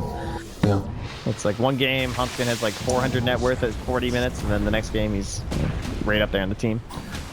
All right, Jonas has a blink now as EGM is going to get dove, but does not look like they want to try and take this fight. Instead, just going to take the tower, and Alliance in the meantime going to do their best to keep pressure on these other lanes and make sure that they don't give away anything for free. But this is a pretty strong push from C9 here. And we have the tome now in EGM though, so he'll get 6. And this might be the start of where they can actually fight into this. Oh man, yeah, and Limp is coming in as well. Only Tread's online right now, but with a good setup, Crush onto 3, nicely played there as well. EGM, oh, Winter's Curse is available, is able to dodge away from the stun coming in. The hook is not quite on the mark, and oh, they might actually just be able to get away with this one. Ace is still here. Looking to go back in. Metamorphosis is still half duration up and online. Ooh, the smoke. Trying to get some gap Ace is closing. all alone. There's the Winter's Curse down now, and I mean, Noya doesn't actually have enough mana to be able to save him. Oh, that really hurts. And Yoda's looking for the crush. He found 2 of Cloud9 yet again. There's all 4 of them trying to roll away, see if they can make it to the shrine, but it's actually already been used anyway, so gonna be able to make use of that. Jonas Blink Dagger back up and online, and the weave will dissuade them from going any further. Okay, well, certainly looked like it could have been a lot worse for C9, but EGM unable to find that god tier Winter's Curse. It looked like at least near the tower, but helps him close out Ace. Definitely the prime target here. And this will be a nice window for Alliance overall. Just Baby Knight building up into a Deso, so he's going to be very far away from his next upgrade and power spike. And if they can put some pressure on, use some hooks, and more of these brilliant crushes from Jonas, by the way. Played fantastic that fight. I think he had 3 double crushes or more, including a 3-man crush. Yeah. But now would be an excellent window to try and get mid if they could. They're more content on just trying to farm things up, which, you know, it does surprise me a little bit. It'd be nice for them to get that little extra injection of gold, but as it stands, kind of playing a little bit more passive and maybe moving up towards the top side. I like that Hanskin's already built into that blade mail, still a little ways away from it, but if he's involved in, you know, one more big fight, gets a little bit of farm along the way, they should be able to find it. While the movement in, see if they can take the tier 1 tower of Alliance down bottom. Cloud9. Well, EGM again, he's here, he's ready. Winter's Curse doesn't have the longest cooldown. It's only 1:20. Keeping his eye on this one. Oh? Slardar? Unable to find Baby Knight. Good little jump away there. I've been really impressed with the warding so far by Cloud9 too. This ward is going to last the full duration over by the Radiant Shrine, and it has basically allowed a lot of those fights that went so well for Cloud9 to take place. Yeah, I would agree with that too. Good trade up top. A little bit slower as Loda has gone for the max Q and W build, not putting too many points in the aura. But Limp will just help clean it up. He's got, oh, it's Clarity rocking, isn't it? That was DD for a second. Oh, stun comes through and connects onto 2. They get the silence out as well, but looks like they are going to back out. Very scary moment again. Rise does have weave if they wanted to try and reinitiate with that, but maybe a bit too much. They saw everybody moving in with the ward as well, so. Yeah, again, great vision there from them. We'll see if EGM can get up in these arcane boots. He's been struggling a bit with the mana, just trying to spam out all these waves.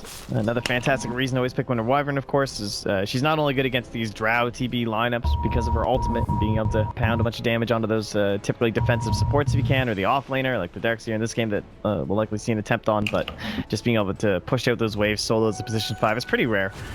There's only a couple heroes like Winter Wyvern and Coddle, basically, that can do that to the degree that those two can. So this will be the Arcanes now for EGM, and I'll be excited when Hanskin can get past this Blade Mail and into a 4-staff. I think they can make a lot of plays just trying to get EGM to the right position. Yeah. And kind of an interesting little moment here as well. They're moving in to take down Roshan. Not something that you would completely expect at this point, but obviously a ton of minus armor. Shadow Fiend, you know, Presence of the Dark Lord, even at level 1 is pretty great. And now they're also going to look up in the top lane to see if they can take down Hestejo. Hanskin looks to the right, but Hestejo was left. And should be able to make it over to secure himself a TP as well. Yeah, he's got a bit of time on it, but it doesn't look like they're going to shoot at a flare, so he'll get away with it. Ichian moving up bold as brass, not at all afraid. We're getting close to that Deso, but it's still a ways away. About 1,200 gold makes this kind of tough, although Noya does have Magnetize. Do you think that they can still defend the Tier 1 tower even with Aegis up and online for Limp? I don't think so, no. C9 will probably just back away. The vision inside these trees is fantastic from Clockwork. Certainly a underlooked feature this hero. Just, or overlooked rather. Just the fact that he can help with these tower sieges so much. Yeah. He's prepared for any type of movement over as well. They are going to leave that alone, but the crush forward connects onto Baby Knight. The kick is going to come out, dodged away from most, and Phantom Strike out as well. Oh my gosh, so close. That's one of those moments where I don't think that that's like a bad play at all by Clockwork. It's just, you know, you try and go for the hook, and he just was too far outside of range. So yeah, that's the second time too, man. He needs an Aether Lens or something. He's always just so close. Is that the new build? The new meta, guys. All right. He's almost a Blade Mail. Grab himself a bounty ring to help him towards it. Yeah. Let's take a look at some of these talents that are up and online. We've already seen a lot of Shadow Fiends go pretty much the same one regardless of whatever else is going on in the game. But it's worth noting that Baby Knight's still a little bit behind in terms of experience at the very least. Like, he's caught up a good deal in terms of farm and how badly that started with him, but he has kind of fallen behind in the last bit. Is this just because PA, you know, needs those kills to stay on top, or what's your thoughts? Yeah, I mean, she had that big surge when they were actually fighting and everything, but when you're going for this Deso build, you farm so much empty gold. Like, yeah, you get a mithril hammer, but it doesn't really help you along at all.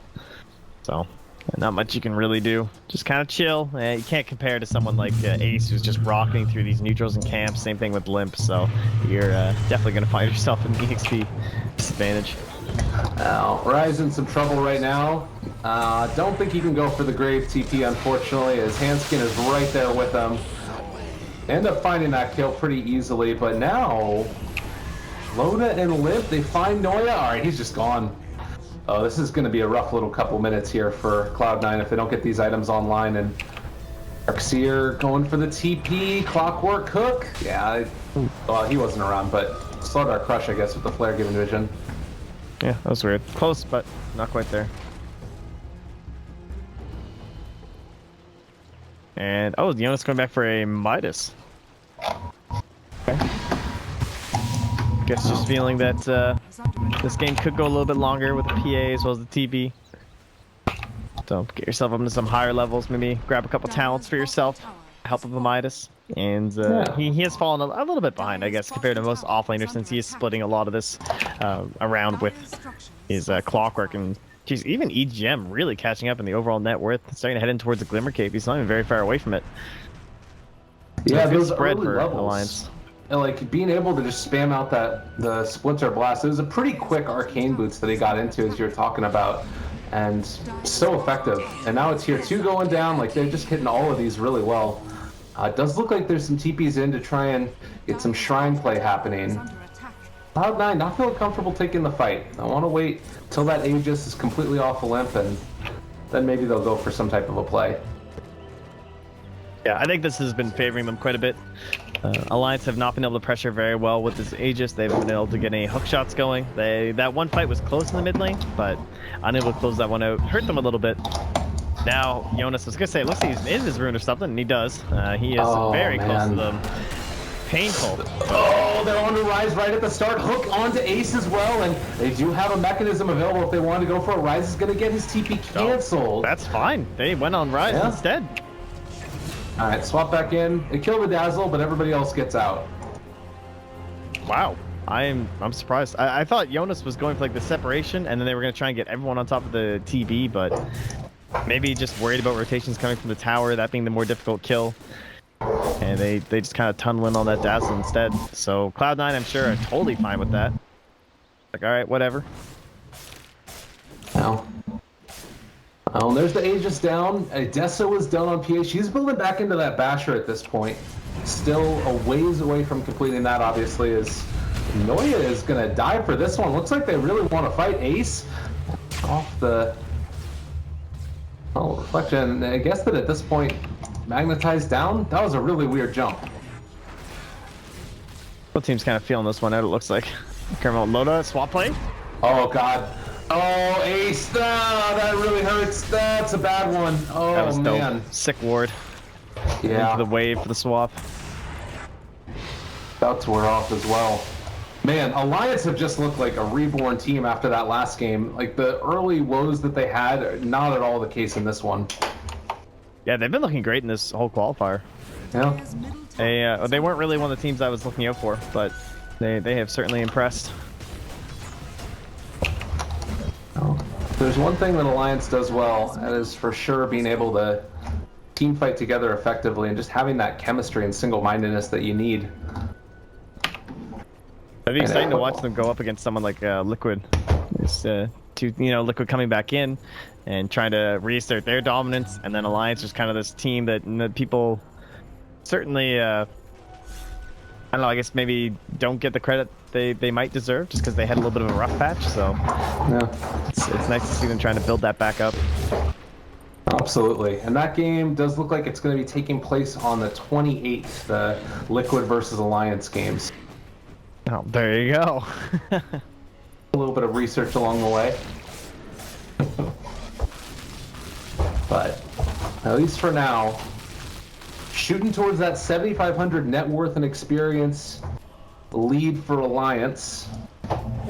And it looks like Yule's Scepter is going to be the pickup for Slardar. Kind of an interesting choice. Normally we end up seeing the Force Staff on him. What's your thoughts on this?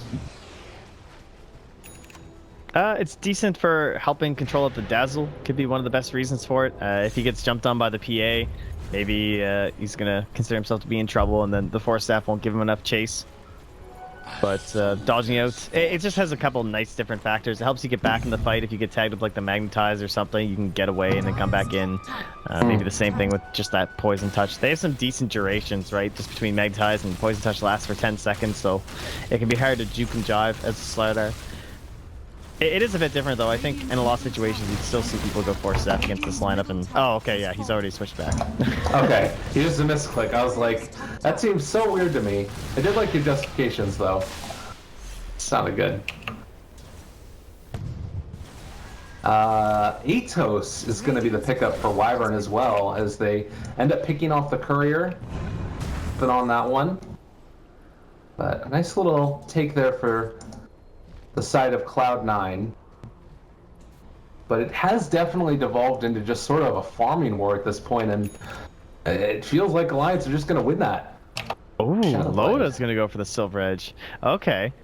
Interesting. So, with the Midas, there was consideration that Jonas could start building in towards, like, you get the additional damage from the Hand of Midas, because of the attack speed, and you're a Slardar, it's great. And then Shadowblade's so good on this hero, so having that Silver Edge for the PA is something they certainly want to consider.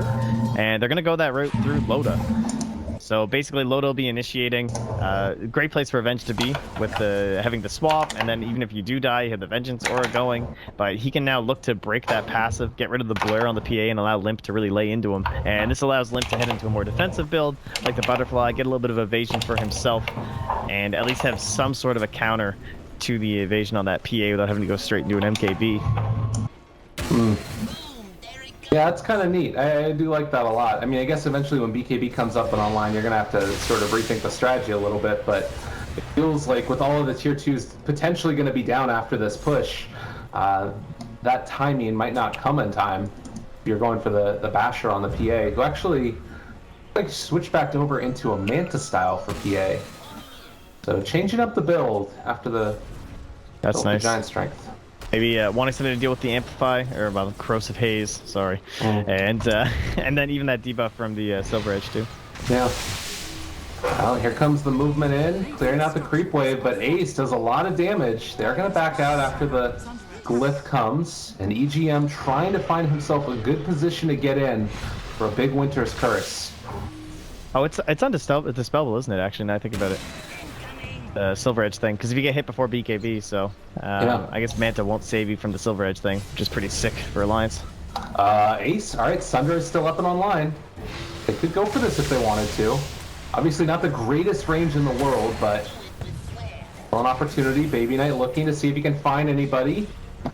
Throwing out magic missiles as well to see if they can kill off those illusions. They have found Baby Knight. He's taking a lot of damage, but that Vacuum Wall isn't going to be nearly enough. And meanwhile, Baby Knight took a ton of damage from that combo. They do manage to get off a really nice Thunder. They are going to pull Lip back out as well as keep him safe inside of that cold embrace. And GM now looking to deal a bit more of that slow. Noya already going to go down. This could be a big crush coming up from Yost. He doesn't quite manage to get over the river, though. And well, now Ace is in a little bit of trouble as well as Loda is tracking him down. The crush, the magic missile, he's dead.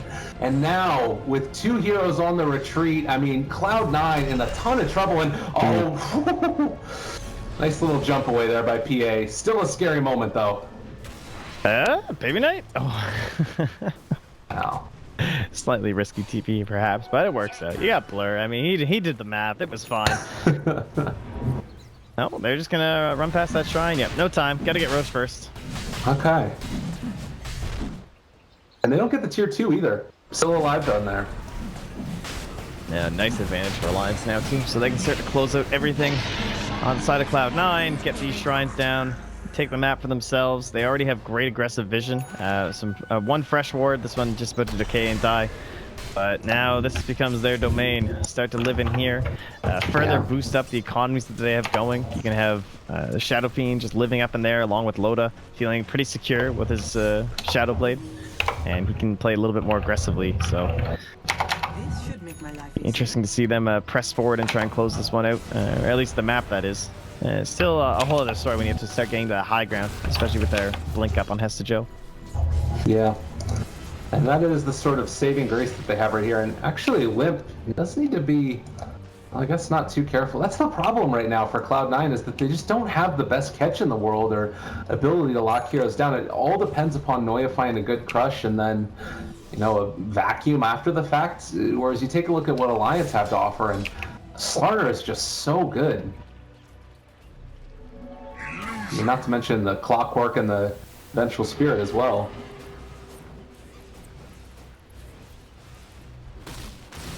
Shrine one down. Oh, Ace. Can they do this? Magic Missile? Clockwork? Oh no, Ace! Sunder comes out just a fraction of a second too late, and he ends up going down, and that just cannot happen. They are going to be able to pull back in EGM, but the Glimmer Cape to keep him alive for the moment. Dust is there as well. They throw out the Weave. Jonas finds Noya in a lot of trouble. Yule Scepter lifted up. Rise pushed back by the Cogs, not able to get the Graves. Alliance rolling yet again. This is an incredibly strong team and improving their dominance in this series. Man, they're on fire. Not much more to say, honestly. They C9 they can't find that sort of like mid-game kind of again here. Able to close it out, and not so much their own problems, but really just well played by Alliance. They seem to be able to find all those right moments, and then they're always just prepped to immediately head into Roche and pressure with that advantage. Oh, nice jump out by Baby Knight. Might have just saved his life. Vacuum Wall onto 3. It might be enough. They have the silence as well coming out from the Earth Spirit, and this crush ends up connecting onto 2. Throw out the Winter's Curse, though, and Noya taking a lot of damage. His team is hitting him, and he is going to be able to get Graves saved at the last second. Handskin able to hook away, and that should be him surviving on about 50 HP. So, in spite of the really great combination that comes out, they only kill off the Winter Wyvern. Yeah, that definitely shows the difficulty of that high ground that we were discussing before, though, with just the Darkseer. Comboing up there with the Earth Spirit, it's one of those natural ones that we've seen so many teams run lately, but Vacuum into kicks pretty strong. And with the Aegis being on Limp, he wasn't able to, I guess, absorb enough of it. And then, had he gone down, you can imagine him coming back up with BKB, then jumping back in with the slider, the hook shot, and things like that. But everyone kind of grouped up at once trying to get the most damage they could and ended up being punished very nicely there by Hesta Joe. Yeah. So big plays as always from him on the Darkseer. Yeah, it's just like normally when we've been seeing the other Cloud9 drafts, I think that we saw Sven out of them the other day, as well as the Darkseer and Earth Spirit. I could be wrong about that, but it just felt like that extra little bit of catch that they had made the difference. And this time, really high level of execution required.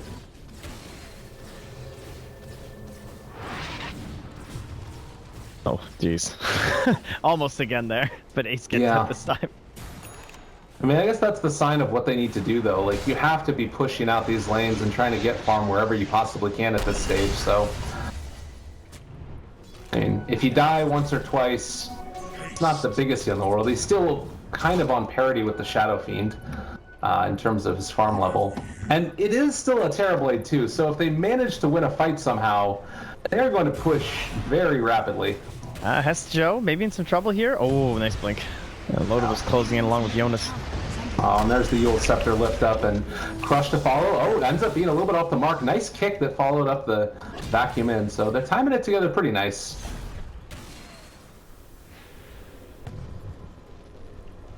Looks like Darkseer is also going to be going back for a Crimson Guard. More defensive. Again, I mean, just more physical damage. Right clicks minus armor. Trying to help deal with that here. Well, taking a look at net worth, 2,500 in the favor of Alliance, as well as right around 18,000 experience. And the Midas Slardar feels like it paid off, certainly. Now going back into a Ghost Scepter and AC queued up. Doubling down upon this minus armor strat that they've been able to build. Yeah, should be pretty good at weaving in and out of these fights himself. As they get the swap there on the rise. They thought about going for a second, PA did, but Clockwork, the hook hits onto some creeps, Baby Knight able to escape. Still a scary time. Wow. Oh man, they found Baby Knight. He does still have Manta. Can amp it away if he wants to. Trying to blink out and away. Baby Knight Crush connects. The boulder is doing a nice bit of Sunder coming back and keeping him alive as well. They have a shrine. They're going to need to use it pretty quickly here if they want to try and stay in the fight. But it looks like, oh, with the boulder kick, not quite there. Yeah, they use the shrine now. So Dazzle back up. They still have the 9-second BKB for Limp, but they're not going to go for it. All cooldowns ready, but pretty scary. Other lanes aren't pushed out or anything. There's no other side pressure going. They got a shrine to kill though. This is okay. Yeah. Oh, and do you like the Crimson Guard pickup? He's only about, what is that going to be, 700 gold away roughly for Hestejo? Yeah, I think it makes sense. The only other thing would be possibly finishing off your Guardian's Greaves.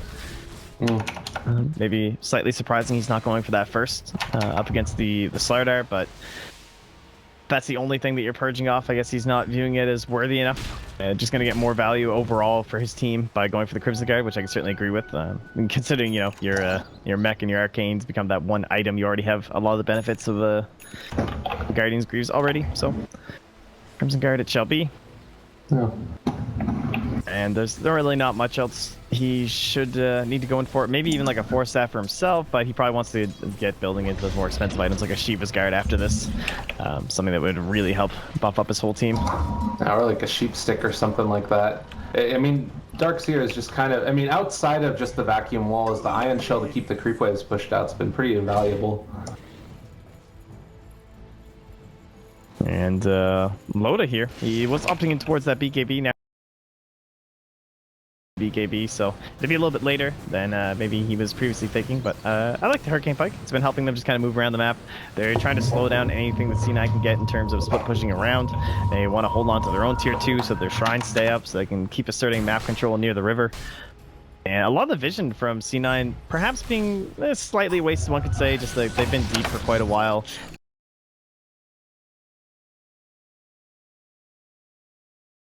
What's going on? I mean, right now this ward's still catching here.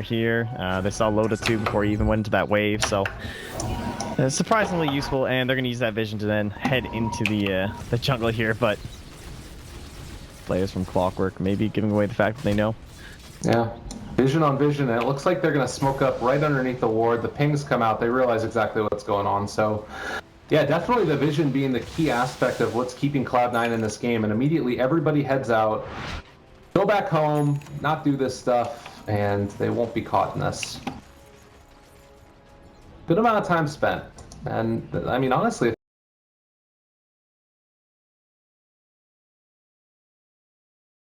they're opting in towards it. I mean, they're not going to find a much better time to fight.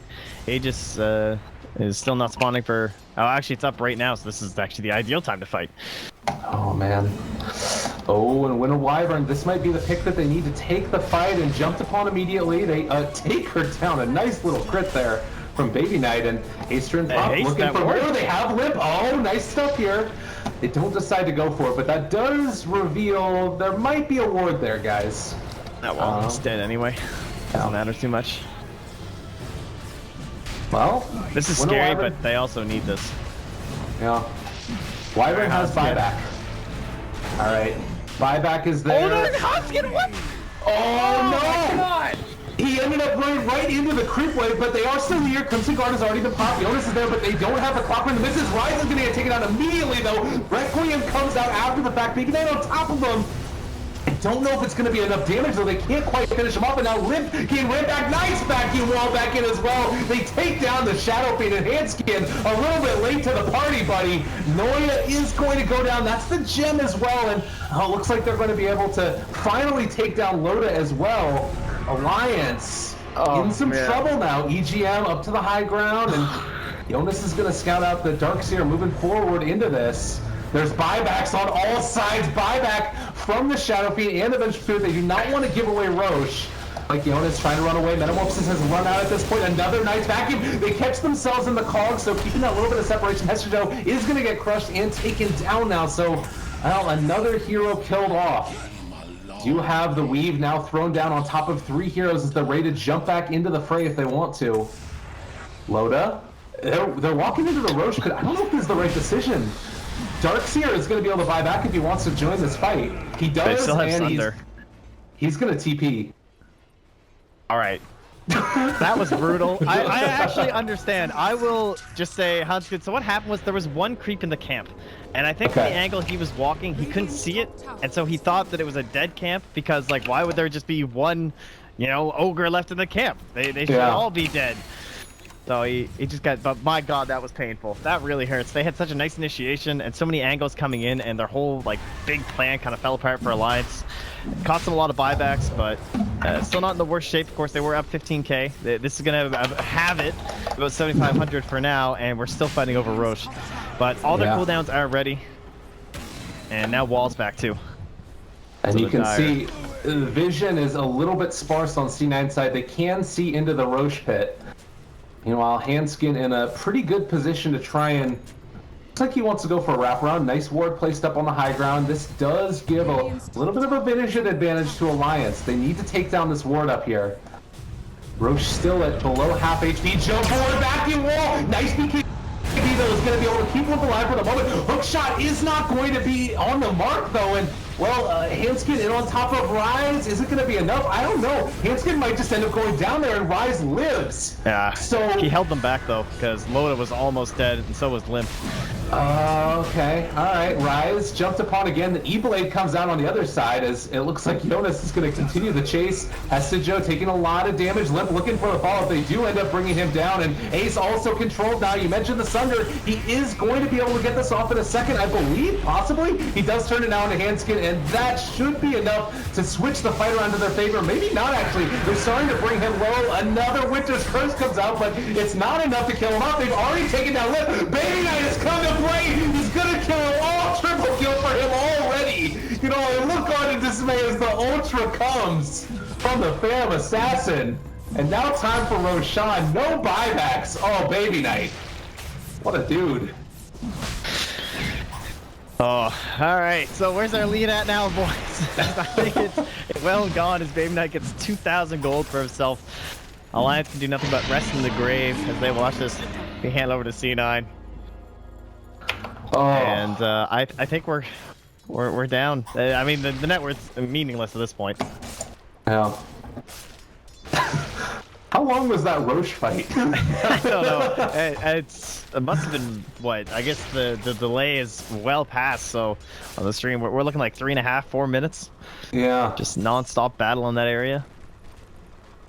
That was absurd. And I guess now we're going back to the Darkseer for Greaves, but I mean, what's going to be some of these big determining factors? The gem was also given away there, I believe, so no gems currently for Alliance, and they have it on Rise for Cloud9. Also starting to take down these shrines. We should have known we were in for something with the Cloud9 Alliance game. Yeah. I don't know. I thought after game 1, just the way Alliance played, and then this game, you're like, all right, they're in their groove, man. This is going so well, but just takes a couple bad fights, especially when you have that big of a lead, man. That rubber band, PA, one of the best heroes on capitalizing on that too. I mean, how many games have you had to summon a band and your PA gets that early damage? You're like, Anyway. Oh, Estijo, he pops the mech. He's going to end up dropping pretty low from this. Gets the wall off at the very least. And the Guardian Greaves, and well, the Magnetize is also there, so Handskin may be in some trouble now. He does pop the Blade Mail, and nice Ghost Sept, or rather E-Blade to keep him alive. Isn't going to matter, though. And actually, Baby Knight, again, takes down EGM, so they need to be running pretty quick away from this guy. Walk back nice. in and away. That was a nice play. Yeah. I think that saved Loda. If Noya would have kicked PA right there, that would have been the ultimate. Really get them back. Well, Shrine time once again here. Oh, Baby Knight needs that creep first. Gotta get that money. And now more money. So the Metamorphosis won't last long enough to go high ground. And we'll also have Winter Wyvern and Cloffer back up by then too, so... Now it's C9's turn to try and assert that map dominance, really try and control this whole area. Shrine's now down for everyone. No one TPing outside of their base unless they want to pick up some bots. And, oh, pickups. There is the Abyssal Blade for Baby Knight. Who needs defensive items, dude? He's got a cheese in his inventory. He's got an Aegis. He's got a Dazzle. He's got a Darkseer. Time to go in. Time to find Limp, annihilate him. And maybe this E-Blade, it has been doing some serious work. You know, I like the way Jonas is using it. Trying to save people from a distance. Trying to bail them out with some damage to this PA and his TV, but he's got to be really on point if they want to win these next couple engagements. Yeah, no doubt. I mean, it's kind of been the saving grace for Alliance over and over, and I did like the idea that he's going for. It's kind of interesting now. He's going back for a Bloodthorn. At least he has it queued up. But he is not with his team right now, and Baby Knight has found EGM. This could be a tough one. They can't catch up to him. But with the momentum firmly into Cloud9's control at this point, I would imagine that you can just kind of dive for it. They actually even give the gem to Baby Knight.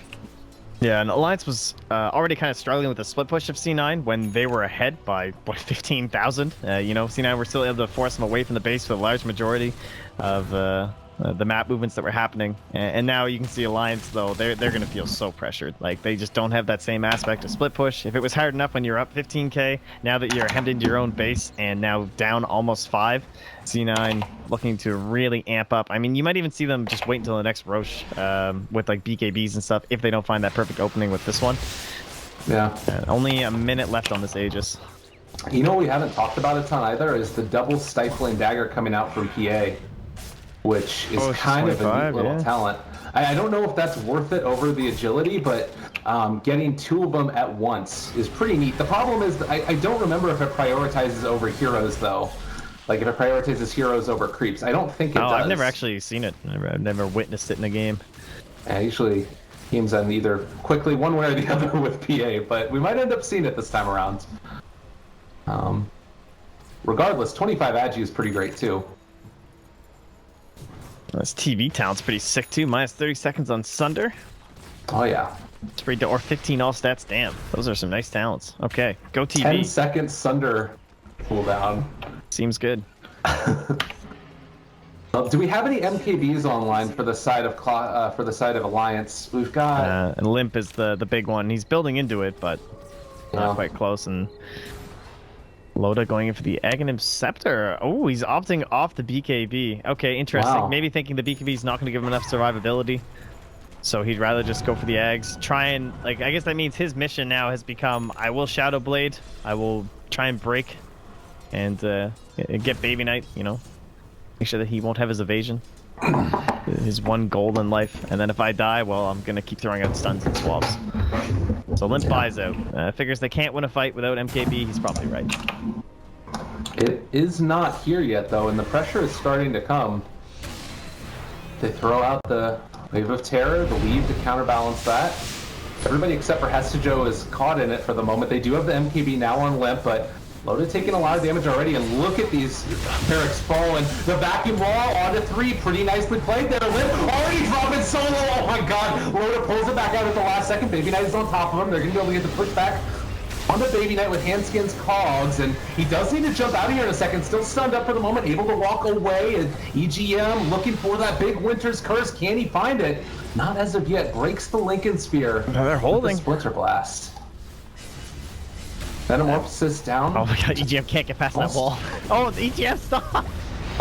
In some trouble. Esseno, another vacuum wall back onto several of them, and they've got the jump in from Clockwork. I'm not sure if it's going to end up being enough, though. He's just going to get turned upon, taking a ton of damage. Ace on top of him. Double kill there. There's no buyback on anybody. Alliance, with what was a 15,000 net worth lead almost, are probably going to lose a 2 and maybe even all of their barracks here. This might be game. Oh, that defense, it actually looked really good. Like, they had Baby Knight trapped on the high ground, but they couldn't get the chain stuns going. And now moving right back in. Jonas, I mean, he has the E-Blade, but it doesn't look like it's going to be enough. Loda trying to get out of what he just jumped into. Godlike streak for Baby Knight, and GG well played. Cloud9 pull it back in a thriller. Couldn't we have expected anything else? They go 1-1 apiece. Did they trade wins or trade losses? I can't really tell. That was quite the series. Both teams showing their steadfast determination to win no matter